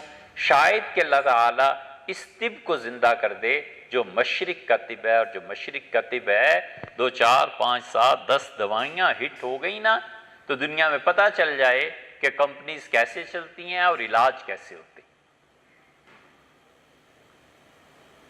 کینسر پہ بحث ہے، اور کینسر کی وہ بحث پوری ہے کہ کون کون سی دوائیاں کینسر میں استعمال ہوتی ہیں، اور ہیپیٹائٹس سی جو ہے اس کا علاج ہمارے حکماء کے پاس ہے، ہم نہیں جانتے کیا ہے لیکن ہے سے 100% ہم نے اپنی آنکھوں سے دیکھا ہے اس علاج کو ہوتے ہوئے، اور وہ ہے، لیکن وہ بڈھے کنجوس دل کے تنگ دل مر گئے، ساتھ لے گئے۔ طب پہ مستقل کتابیں، اس لیے کوئی ایسا ادارہ ہونا چاہیے جس میں یہ چیز ہو اور ہمارے بچے اسے پڑھیں، اور اسی کے ساتھ یہ چاہیے کہ ہم اپنی خواتین کے لیے الگ ہسپتال بنائیں اور ہم بتا سکیں کہ اس دور میں بھی اسلام کے مطابق عمل کیا جا سکتا ہے. مردوں کا اسپتال الگ ہے، خواتین کا الگ ہے، اور مہترانی اور صفائی کرنے والی سے لے کر لیڈی ڈاکٹر اور ہیڈ آف ڈپارٹمنٹ سب بچیاں کام کریں، سرجری بھی عورتیں کریں اور مردوں کا کوئی داخلہ اس میں نہ ہو. یہ آئیڈیل سچویشن ہونی چاہیے. ہمیشہ تباہی اس وقت آتی ہے جب کوئی شخص اپنی ذہنی سطح اور معیار کے مطابق جو تاج محل قائم کرتا ہے، ایکچوئلزم میں وہ معیار گرا دیتا ہے. اس سے چار ہاتھ آگے بڑھے، پیچھے گیا، معیار گرا، ختم ہو گیا. ہمیشہ انسان نقصان اٹھاتا ہے زندگی بھر. آئیڈیل سچویشن ایک ہوتی ہے دماغ کی. یورپ کی ترقی کے رازوں میں سے ایک راز یہ ہے کہ انہوں نے کہا کہ یہ آلہ ایجاد کرنا ہے، سینٹی میٹرز اس سے بھی ملی میٹرز کے حساب سے پیمائش کرتے رہے. جو ذہن میں تھا اس سے بڑھ کے سامنے آ گیا. جو ان کے ذہن نے سوچا اس سے بڑھ کے سامنے دیا. یہ نہیں ہے کہ سوچا تو یہ تھا کہ سوئمنگ پول جو ہے وہ 50 فٹ کا ہونا چاہیے، اور جب بنانے بیٹھے تو یار ادھر سے زمین کم ہے، اس پہ خرچہ زیادہ ہو جائے گا، ادھر سے یہ ہو جائے گا، اچھا چلو 50 سے 40 پہ آ جاتے. روم کی مثال یاد آتی ہے. لڑکا تھا اور باڈی بلڈر، تھوڑے دن بنا، پھر اس کو خیال آیا کہ کیوں نہ شیر کی تصویر بنائی جائے اپنی کمر پہ، تاکہ جب میں قمیص اتاروں تو لوگ دیکھیں شیر ہے. تو گدوانا شروع کیا. سوئی اس کے ذریعے گدتے تھے، پھر نیلا رنگ بھر دیتے تھے اس میں. اب بھی ہوتا ہے کبھی کبھی. حضور صلی اللہ علیہ وسلم نے اسی سے منع فرمایا تھا. تو گدوانے والے حکیم کے پاس گیا، اس نے سوئیاں مارنی شروع کی. تو اس نے تھوڑی دیر تو برداشت کیا، گوشت چڑھا ہوا تھا ہڈیوں پہ. پھر اس سے کہا ارے حکیم صاحب کیا بنا رہے ہو؟ تو اس نے کہا شیر کا منہ بنا رہا ہوں. اس نے کہا ٹھیک ہے بنا لو. پھر تھوڑی دیر بعد کہا کہ اس کی اب کیا کر رہے ہو؟ اس کے مونچھیں بنا لو. مونچھوں کے بغیر شیر نہیں ہوتا، نہ بناؤ. اس نے کہا ٹھیک ہے صاحب. پھر تھوڑی دیر بعد اس نے کہا اب کیا بنا رہے ہو؟ اس کا پنجے. اس نے کہا پنجے تو بنا لو مگر ناخن نہ بنانا. تو حکیم اٹھا اور اس نے کہا کہ وہ شیر جو پنجوں میں ناخن نہ اور منہ میں دانت اور مونچھیں نہ ہو، ایسا شیر ہم نے نہیں دیکھا. اٹھو، اگر ہمت نہیں ہے تو کیوں اس میں آتے. یہ چیز قومیں اور فرد گر جاتے ہیں جب وہ ذہنی معیار میں جو تاج محل بنایا ہوا تھا اصل زندگی میں اس کو حاصل نہیں کرتے اور مصلحتوں کا شکار ہو جاتے ہیں، پیسے کی کمی کا شکار ہو جاتے ہیں. یہ وہ چیزیں آتی ہیں. اس لیے ایسا ادارہ بننا چاہیے. اور اس ادارے میں جب میڈیکل کالج اور اسپتال بنانا ہے تو تیسری چیز جو بنانے کے قابل ہے وہ لا کالج. ہمارے بچے ان علوم کو پڑھیں اور اسلام کے قانون کو بھی پڑھیں اور برٹش لا کو بھی پڑھیں. وہ لا جو ہم پہ مسلط ہے، نافذ ہے، بڑی اچھی شک ہے ہمارے آئین میں، بہت عمدہ شک ہے. آئین میں لکھا ہے کہ کوئی قانون کتاب و سنت کے خلاف نہیں بنایا جا سکتا. چیلنج کریں نا، جا کے آئین کو دیکھیں، چیلنج کریں، جائیں. لیکن ہمارے وکلاء عربی بیچارے نہیں جانتے. ہمارے وکلاء انہیں اسلام کے قانون کا علم ہی نہیں ہے، وہ جانتے نہیں. اسلامی نظریاتی کونسل کا یہ حال ہے کہ ہم نے انہیں پورے ٹینور میں 6 سال میں چیئرمین ان کے، اللہ تعالیٰ انہیں جزائے خیر دے، وہ تشریف لاتے رہتے ہیں، ہم نے انہیں 3 قوانین پہ مجبور کیا کہ حضرت اس کی کم سے کم آپ سفارشات تو مرتب کر کے بھیجیں. ہم نے کہا 3 طلاقیں قابل تعزیر ہونی چاہیے. جو شوہر 3 طلاقیں دیتا ہے اس کو 6 مہینے جیل بھی ہونی چاہیے، اس کو کوڑے بھی لگنے چاہیے. اس سے 10 لاکھ 5 لاکھ جرمانہ وصول کر کے اور نیشنل بینک میں داخل کر دیں اور اس سے ایک رسید دے دیں کہ بیٹے 10 سال بعد آ کے اپنی رقم واپس لے جانا. 10 لاکھ کا سرمایہ پڑا رہے نا، 10 سال تک ڈی ویلیو ہوگا کہ نہیں ہوگا اور پیسے سے فائدہ نہیں اٹھا سکتا. ہم نے کہا حضرت 3 طلاقیں بیک وقت قابل تعزیر ہوں. یہ تصور ہی نہیں تھا کسی کے ذہن میں. وہ تو سیدنا عمر رضی اللہ عنہ کی چیزیں فوٹو کاپی کرا کے لے گئے کہ حضرت کے ہاں یہ قابل تعزیر چیزیں تھیں، یہ کریں، اور بحث مباحثے کے بعد یہ قانون بنا، انہوں نے سفارشات مرتب کی۔ ہم نے بڑے اصرار سے کہا کہ حضرت آپ یہ قانون کی سفارشات مرتب کریں کہ جس بچے کے باپ کا علم نہیں ہے اسے ماں کی وراثت میں حصہ ملے گا۔ نسب خراب ہے نا، آپ اپنی زبان میں کہیں گے یہ جائز بچہ نہیں ہے یار، لیکن ماں کا نسب ثابت ہے، ماں کی وراثت سے اسے حصہ ملے گا، شریعت اسے حصہ دیتی ہے۔ چھپا ہوا نہیں رہتا اتنا کہ کس کا بچہ ہے، کون پھینک کے گئی ہے اسے، بالعموم چھپا رہے چاہے، لیکن کہیں نہ کہیں پتہ چلے، قانون تو ہونا چاہیے نا۔ وہ بچہ دعویٰ کرے کہ میری ماں فلاں ہے، اور ماں بڑھاپے میں جا کے اقرار کر لیتی کہ ہاں بھائی میں ہی، مجھ سے ہی غلطی یہ ہو گئی تھی، اسے وراثت میں حصہ ملے گا۔ سیدنا عمر رضی اللہ عنہ یہ قانون بنایا تھا۔ مختصر ساری روایات کا خلاصہ یہ کہ فجر کی نماز کے بعد کسی نے بچہ پیش کیا، اس نے کہا کہ امیر المومنین یہ گلی میں پڑا ہوا تھا تو میں اسے لے آیا ہوں۔ سیدنا عمر رضی اللہ عنہ گویا مزاح میں فرمایا کہ میرا خیال ہے تمہارا ہی بچہ ہوگا، اور اولاد زیادہ ہوگی ہے اس لیے چاہتے ہو کہ اس کا وظیفہ مقرر کر دے۔ تو گھبرا گئے۔ ایک اور صحابی رضی اللہ عنہ کا حضرت یہ صحیح کہتا ہے، میں گواہی دیتا ہوں، میرے سامنے ہی اس نے اٹھایا۔ سیدنا عمر رضی اللہ عنہ ایک جملہ، یہ ہے بڑے لوگوں کی بات، فرمایا اسے لے جاؤ، اس کی پرورش کرو، اس کا سارا خرچہ حکومت کے ذمے ہے، اور جتنا اس سے نفع ہو وہ تمہارا ہے۔ آئے حکومت والے، ان کا حضرت بچے کا نام، فرمایا میرا نام لکھو، یہ میرا بیٹا ہے۔ محلے میں گوارا نہیں کرتا کوئی، گوارا کیا کرے، کوئی لڑ پڑے، مارے آگے سے کہ میرا بچہ کدھر سے آ گیا۔ سیدنا عمر رضی اللہ کا اسٹیٹ کا بچہ ہے، میرا بچہ ہے، میرا نام لکھ دو۔ یہ ہے کردار، اتنا بلند کردار کہ تھوکنے والے کا تھوک چاند تک نہ پہنچے۔ انہوں نے بڑے اصرار سے کہا کہ حضرت اس قانون کو بنائے، نہیں ہوا، جانتے ہی نہیں۔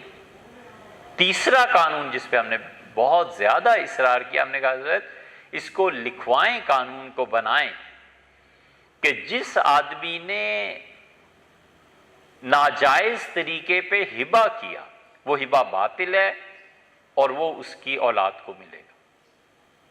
سیٹھ صاحب ہیں، بڑے خوش ہیں، کسی ڈانسر طوائف سے جاؤ اسلام آباد والی کوٹھی تم لے لو، لے لی اس نے۔ 10 لاکھ کا ہیرا ہے، سیٹ دبئی میں جا کے شاپنگ کرا دی ہے تمہاری۔ فقہا نے لکھا ہے ایسی سارے ہبہ باطل ہیں، اس کی اصل اولاد وارث قرار پائے گی۔ اس کی اولاد 20 سال بعد اٹھتی ہے اور کہتی ہے ہمارے والد کا یہ مکان تھا اور انہوں نے مستی اور شوق کی نظر کر دیا، فلاں طوائف کو فلاں کو دے دیا، اور وہ ہبہ مخفی تھا، پتہ ہی نہیں تھا کسی کو، اور یہ ہمارے والد کی جائیداد ہے۔ شرعاً وہ جائیداد اس کے اولاد کی میں تقسیم کی جائے گی، واپس دی جائے گی۔ ایسے کئی کیسز ملیں گے، نہیں بنایا کام۔ اس لیے کوئی ایسا ادارہ بنانا ہے تو اس ادارے کے لیے جہاں میڈیکل کالج ہے وہاں لا بھی ہونا چاہیے، اور ہم اپنے بچوں کو واضح طور پہ جتنے بچے ہم پڑھائیں انہیں شعبوں میں تقسیم کریں۔ ہمارے بچے CSS کا ایگزام دیں، ہمارے بچے آرمی میں جائیں، ہمارے بچے ڈاکٹر بنیں، ہمارے بچے وکیل بنیں۔ یہ پورا ایک نقشہ ہے اس ادارے کا جس ادارے کو ہم نے چاہیے کہ قائم کریں۔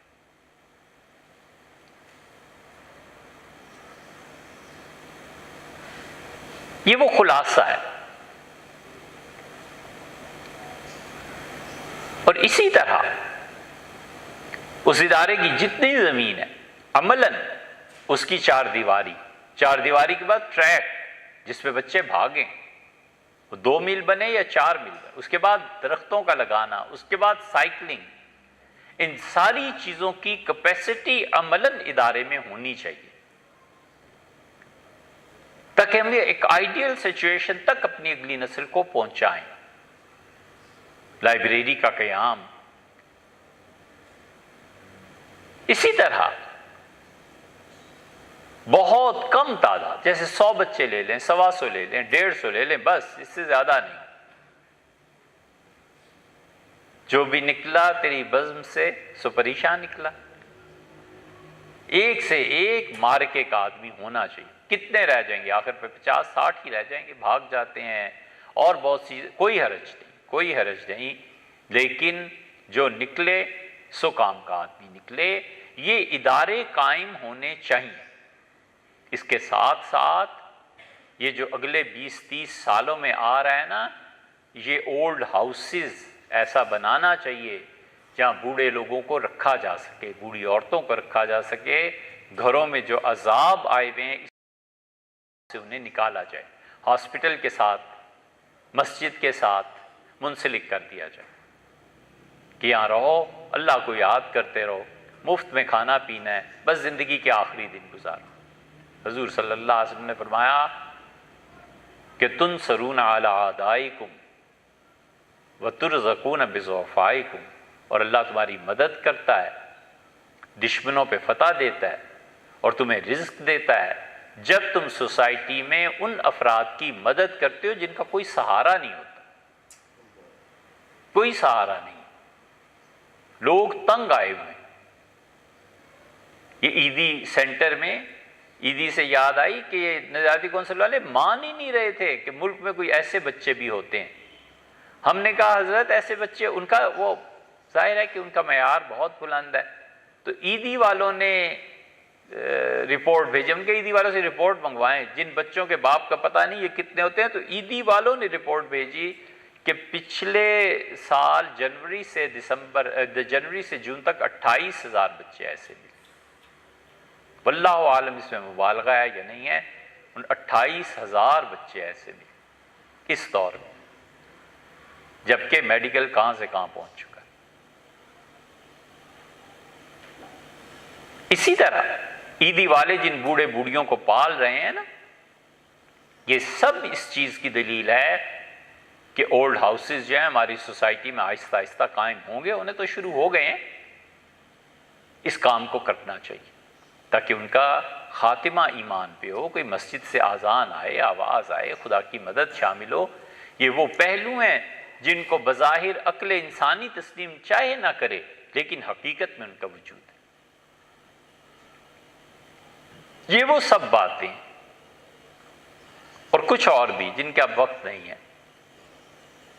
عملاً یہ ہوا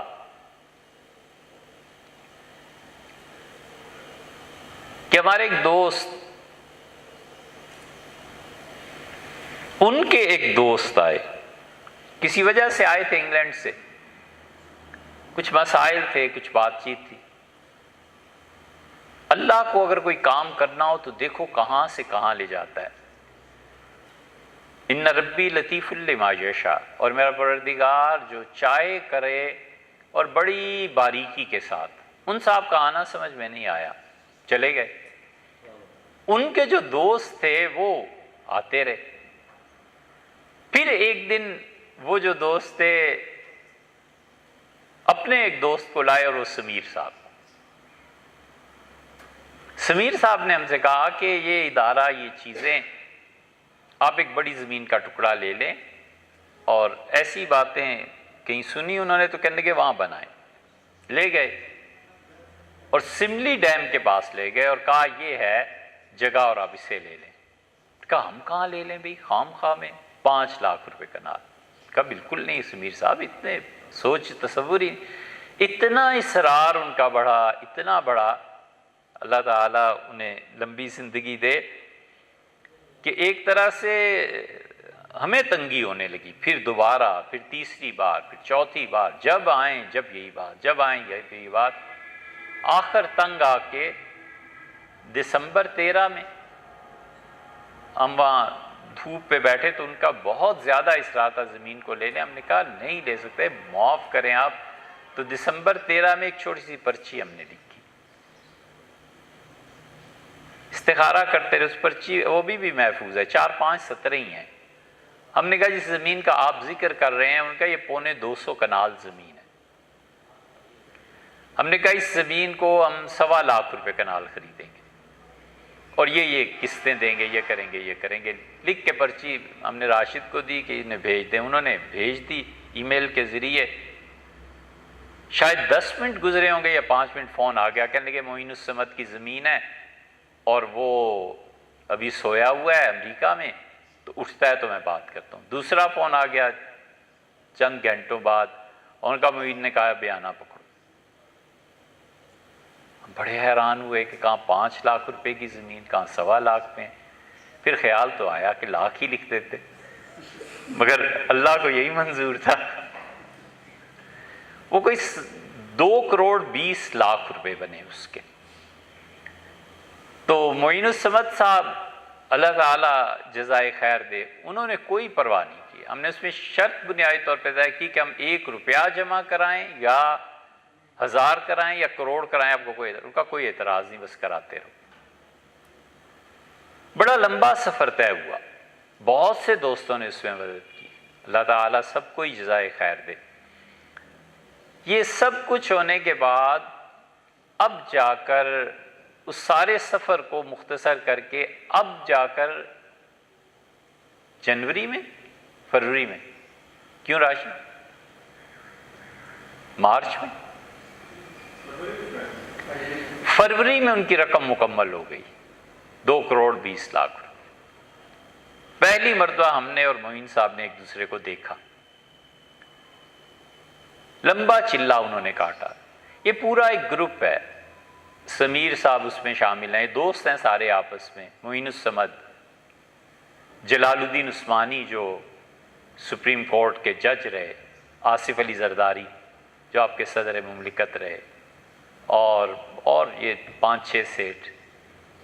تو زرداری صاحب سے بھی ان کی بات ہوئی تو اس نے کہا یار یہ اچھے لوگ ہیں، دے دو کم قیمت پہ۔ تو انہوں نے یہ زمین کا ٹکڑا دیا۔ زمین کا جب یہ ٹکڑا ملا تو اب اس کے بعد دوستوں میں یہ بحث چھڑی کہ اب یا تو اس زمین پہ کام شروع کیا جائے، یا اصل میں یہ زمین سیٹھی صاحب تھے، ایک ان کی تھی، اور سیٹھی صاحب نے یہ پورا ٹکڑا کوئی 500-450 کنال پہ مشتمل کسی زمانے میں خریدا تھا۔ پھر انہوں نے اسی کا ایک حصہ معین الصمد صاحب کو بیچ دیا، وہ اب ادھر منتقل ہو گیا۔ کاغذات سارے آپ انٹرنیٹ پہ دیکھ سکتے ہیں۔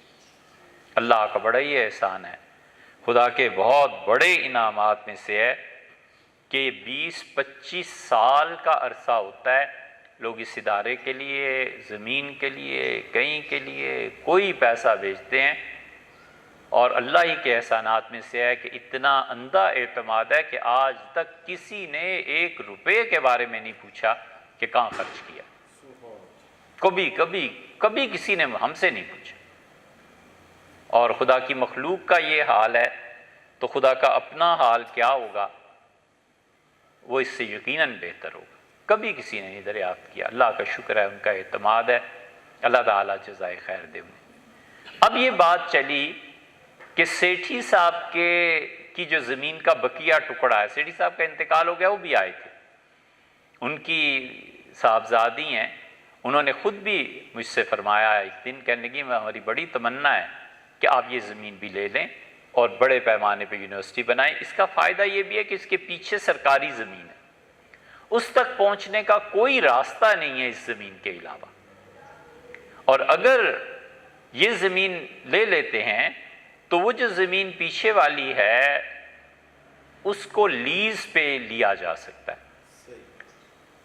اور یہ جو زمین سیٹھی صاحب کی اب ہے، انہوں نے کہا جی 15 کروڑ روپے ہم لیں گے، 285 کنال یہ، تو 285 کنال یہ اور 175 وہ، یہ ساری ملا جلا کے کوئی 450 کنال زمین بن جاتی ہے، اور پیچھے گورنمنٹ کی بھی زمین ہے۔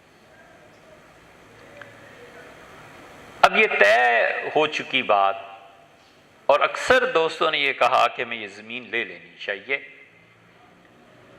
2 مسئلے سامنے آئے۔ ایک مسئلہ تو یہ کہ پچھلی زمین جو لے لی ہے 175 کنال، اس پہ قبضہ تو برقرار رکھنا ہے، آخر ایسے ہی تو نہیں چھوڑ دینا، تو اس کے لیے پانی، بجلی، وہاں پہ 2-4 کمرے جہاں جا کے کوئی رہ سکے، تو بالکل آغاز اس پہ کیا ہے۔ اور پہلے ہم نے کہا اس پہ ٹیوب ویل کے لیے، تو انہوں نے کہا جی 10 لاکھ، پھر 15 لاکھ، پھر وہ آئے انجینئرز آئے، بیٹھ کے بحث مباحثہ ہوا سارا، تو انہوں نے کہا جی 600 یا 650 فٹ پہ کھدائی ہوگی، اتنی ڈرلنگ کرنی ہے تاکہ پانی نکلے، اور اس کا بل ہے 41 لاکھ روپے، 41 لاکھ۔ وہ جو بل تھا وہ بھی ویب سائٹ پہ چلا گیا ہے، وہ بھی آپ لوگ دیکھ سکتے ہیں۔ تاکہ پانی ٹیوب ویل لگے، 13 انچ کا بور ہے، اور اس سے پھر بجلی اور باقی چیزیں ہوں تو وہاں کچھ لوگ رہیں تاکہ اس پہ یہ ادارے کا قیام عمل میں لایا جائے۔ جن دوستوں کا خیال یہ ہے، ہم سمیت ہماری بھی رائے یہی تھی کہ زمین خرید لینی چاہیے، کیونکہ جب ادارے بن جاتے ہیں تو وہ مسلمان زیر زمین چلے گئے جو خوش ہو کے کہتے تھے کہ یار ہمیں بھی نیکی کا موقع دو، اب قیمت بڑھا دیتے ہیں، انتظار میں ہوتے ہیں۔ اللہ انہیں بھی جزائے خیر دے۔ ان لوگوں نے 15 کروڑ کا جو مطالبہ کیا، اگر یہ مان لیا جائے تو انہوں نے اس حد تک تو رضامندی کا اظہار تھوڑا سا کیا ہے کہ آپ اس رقم کو 3 سال میں ادا کر دیں۔ پھر یہ دوستوں ہی کے ساتھ طے پایا کہ ہم 5 کروڑ روپے ہر سال انہیں دے دیں، اور اگر یہ صورتحال بن جاتی ہے تو اس سال رمضان کے بعد بیٹھ کے باقاعدہ امریکہ سے بھی دوست آئیں اور وہ بات کریں، اور 5 کروڑ یا 4 کروڑ جتنا بھی، 15 تو ان کی ڈیمانڈ ہے نا، یقیناً اس سے کم ہی کرنا ہے، لیکن یہ کہ یہ پیسہ انہیں دیا جائے تاکہ ایک طرح کا بیانہ بھی ہو جائے، اور ہم ان کے ساتھ یہ طے کریں کہ اب ہم اس پورے ایریا کو سامنے رکھ کر یہ ادارے، ان کے لیے جگہیں، مین پلان، ماسٹر پلان بنائیں گے، اور پھر جو بھی اللہ کو منظور ہو۔ اس لیے دنیا بھر میں جتنے بھی لوگ ہمیں سنتے ہیں اور جتنے بھی لوگ میسیجز، واٹس ایپ اور فلاں فلاں اس میں رابطہ رکھتے ہیں، ان سب کو سوچنا چاہیے کہ ہم نے اب کیا کرنا ہے۔ آج بھی صبح فون آتے رہے، دوستوں نے کہا کہ آج کی نشست میں یہ بات رکھی جائے، اس لیے میں آپ سب سے یہ کہتا ہوں کہ اس ادارے کو عملاً وجود میں لائیں۔ رمضان میں زکوٰۃ، صدقات، خیرات وغیرہ وغیرہ، ان سب چیزوں کے ذریعے ہمیں ابھی 5 کروڑ جمع کرنا ہے۔ ہمارے ایک بڑے اچھے دوست طارق صاحب ہیں، لکھنؤ کے رہنے والے، الحمدللہ 20 لاکھ انہوں نے بھیج دی۔ ان کا آغاز کرو اس کا، 20 لاکھ انہوں نے بھیجے ہیں، اور وہ انہوں نے کاؤنٹر لگا دیا ہے رز نے، جو بقول ان کے والد کے ہمیشہ ہمیں سنتے رہتے ہیں لیکن بات نہیں کرتے، اس سے کاؤنٹر لگا دیا ہے 5 کروڑ کا کہ اس رقم کو ہم نے پورا کرنا ہے، لیکن حقیقت میں وہ 15 کروڑ پورا کرنا ہے، اس لیے کہ زمین کی منتقلی بھی ہے، کاغذات بھی بننے ہیں، یہ چیزیں بھی ہونی ہیں ساری۔ تو اب یہ ہے مرحلہ، اگر ہم اس میں کامیاب ہو جاتے ہیں اور رمضان کے بعد ہم ان کے ساتھ بات کر کے انہیں بیانہ کوئی مناسب چیزیں طے کر لیتے ہیں تو پھر تو بسم اللہ الحمدللہ۔ اس کے بعد دوسرا مرحلہ اس کے نقشے بنانے کا ہے، وہ پھر ظاہر ہے نسبتاً آسان ہو جاتا ہے۔ زیادہ بات زمین کی ہوتی ہے کہ پاؤں کہاں رکھ سکیں، اور اگر نہیں ہوتا رمضان میں بھی اتنا تو پھر ہمیں اسی زمین پہ جو موجود ہے اس پہ کام کرنا۔ لیکن جتنے لوگ بھی دنیا میں مختلف ممالک میں ہمیں سنتے ہیں، بات کرتے ہیں، پیغام بھیجتے ہیں، ان سب کو یہ سوچنا ہے کہ اب ہمیں یہ کام کرنا کیسے۔ 2 طریقے ہوتے ہیں، ایک تو یہ کہ آدمی کہہ دے نہیں کرنا، چھٹی ہوئی، اور ایک یہ کہ کرنا ہے یار، طریقہ ڈھونڈو کیسے کرنا ہے۔ تو ہمیں اس کام کو کرنا ہے انشاءاللہ۔ اگر اللہ تعالیٰ کو نامنظور ہو تو پھر تو کوئی ذات اقدس سے کیا کہہ سکتا ہے، عرض کر سکتا ہے، لیکن دعا کی جا سکتی ہے، اللہ سے مانگا جا سکتا ہے۔ اللہ تعالیٰ کے لیے 15 کروڑ کیا چیز ہے؟ یہی ہے نا کہ ہم نے درخواست بھیجی ہوئی، انہوں نے سائن کر دینے ہیں کسی دن کہ لو جی دے دو، بس بات ختم ہو گئی۔ تو یہ منصوبہ ہے تاکہ ہم اپنی آئندہ نسل کے لیے ایک اچھا تعلیمی ادارہ دے کر جائیں جہاں پر ان کے لیے یہ ساری سہولتیں ہوں۔ اس درس نظامی کو ہم بجائے اس کے کہ 12-15 سال میں رکھیں، اگر ہم سمجھتے ہیں 20 سال تک تو 20 سال تک، تاکہ کوئی عالم دین نکلے تو پتہ چلے یار کہ یہ صاحب علم ہے، اس نے کچھ پڑھ لکھ رکھا ہے۔ اگر کوئی ڈاکٹر نکلتا ہے تو پتہ چلے کہ یہ اس میں ڈاکٹری کے ساتھ ساتھ انسانیت بھی۔ ہم نے بالکل اس پہلو کو نہیں چھیڑا، لیکن تعلیم 40% اور تربیت 60%۔ تربیت کے بغیر کوئی چیز نہیں۔ ہم اپنے ہاسٹلز بنائیں، اپنے بچوں کو وہ دکھائیں جو ہم دکھانا چاہتے ہیں۔ وہ موویز دکھائیں جو ہم دکھانا چاہتے ہیں. ہم اپنے بچوں کی تربیت کریے. ورزش اسی کا ایک حصہ ہے. 5 میل دوڑے گا نا، 4 میل 3 میل اور سوئمنگ کرے گا تو کچھ دماغ اور بھی طرف چل پڑتا ہے. یہ ساری چیزیں ہم 60% تربیت پہ خرچ کریں.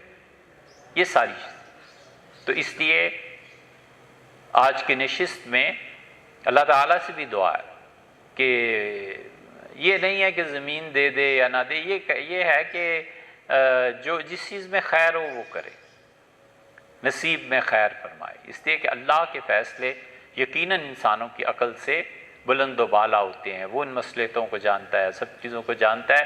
اس کو نہیں منظور کوئی حرج نہیں، ناصح.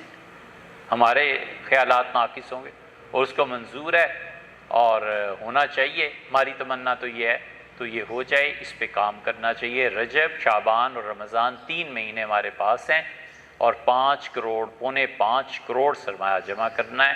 اللہ تعالیٰ ہمیں اور آپ کو توفیق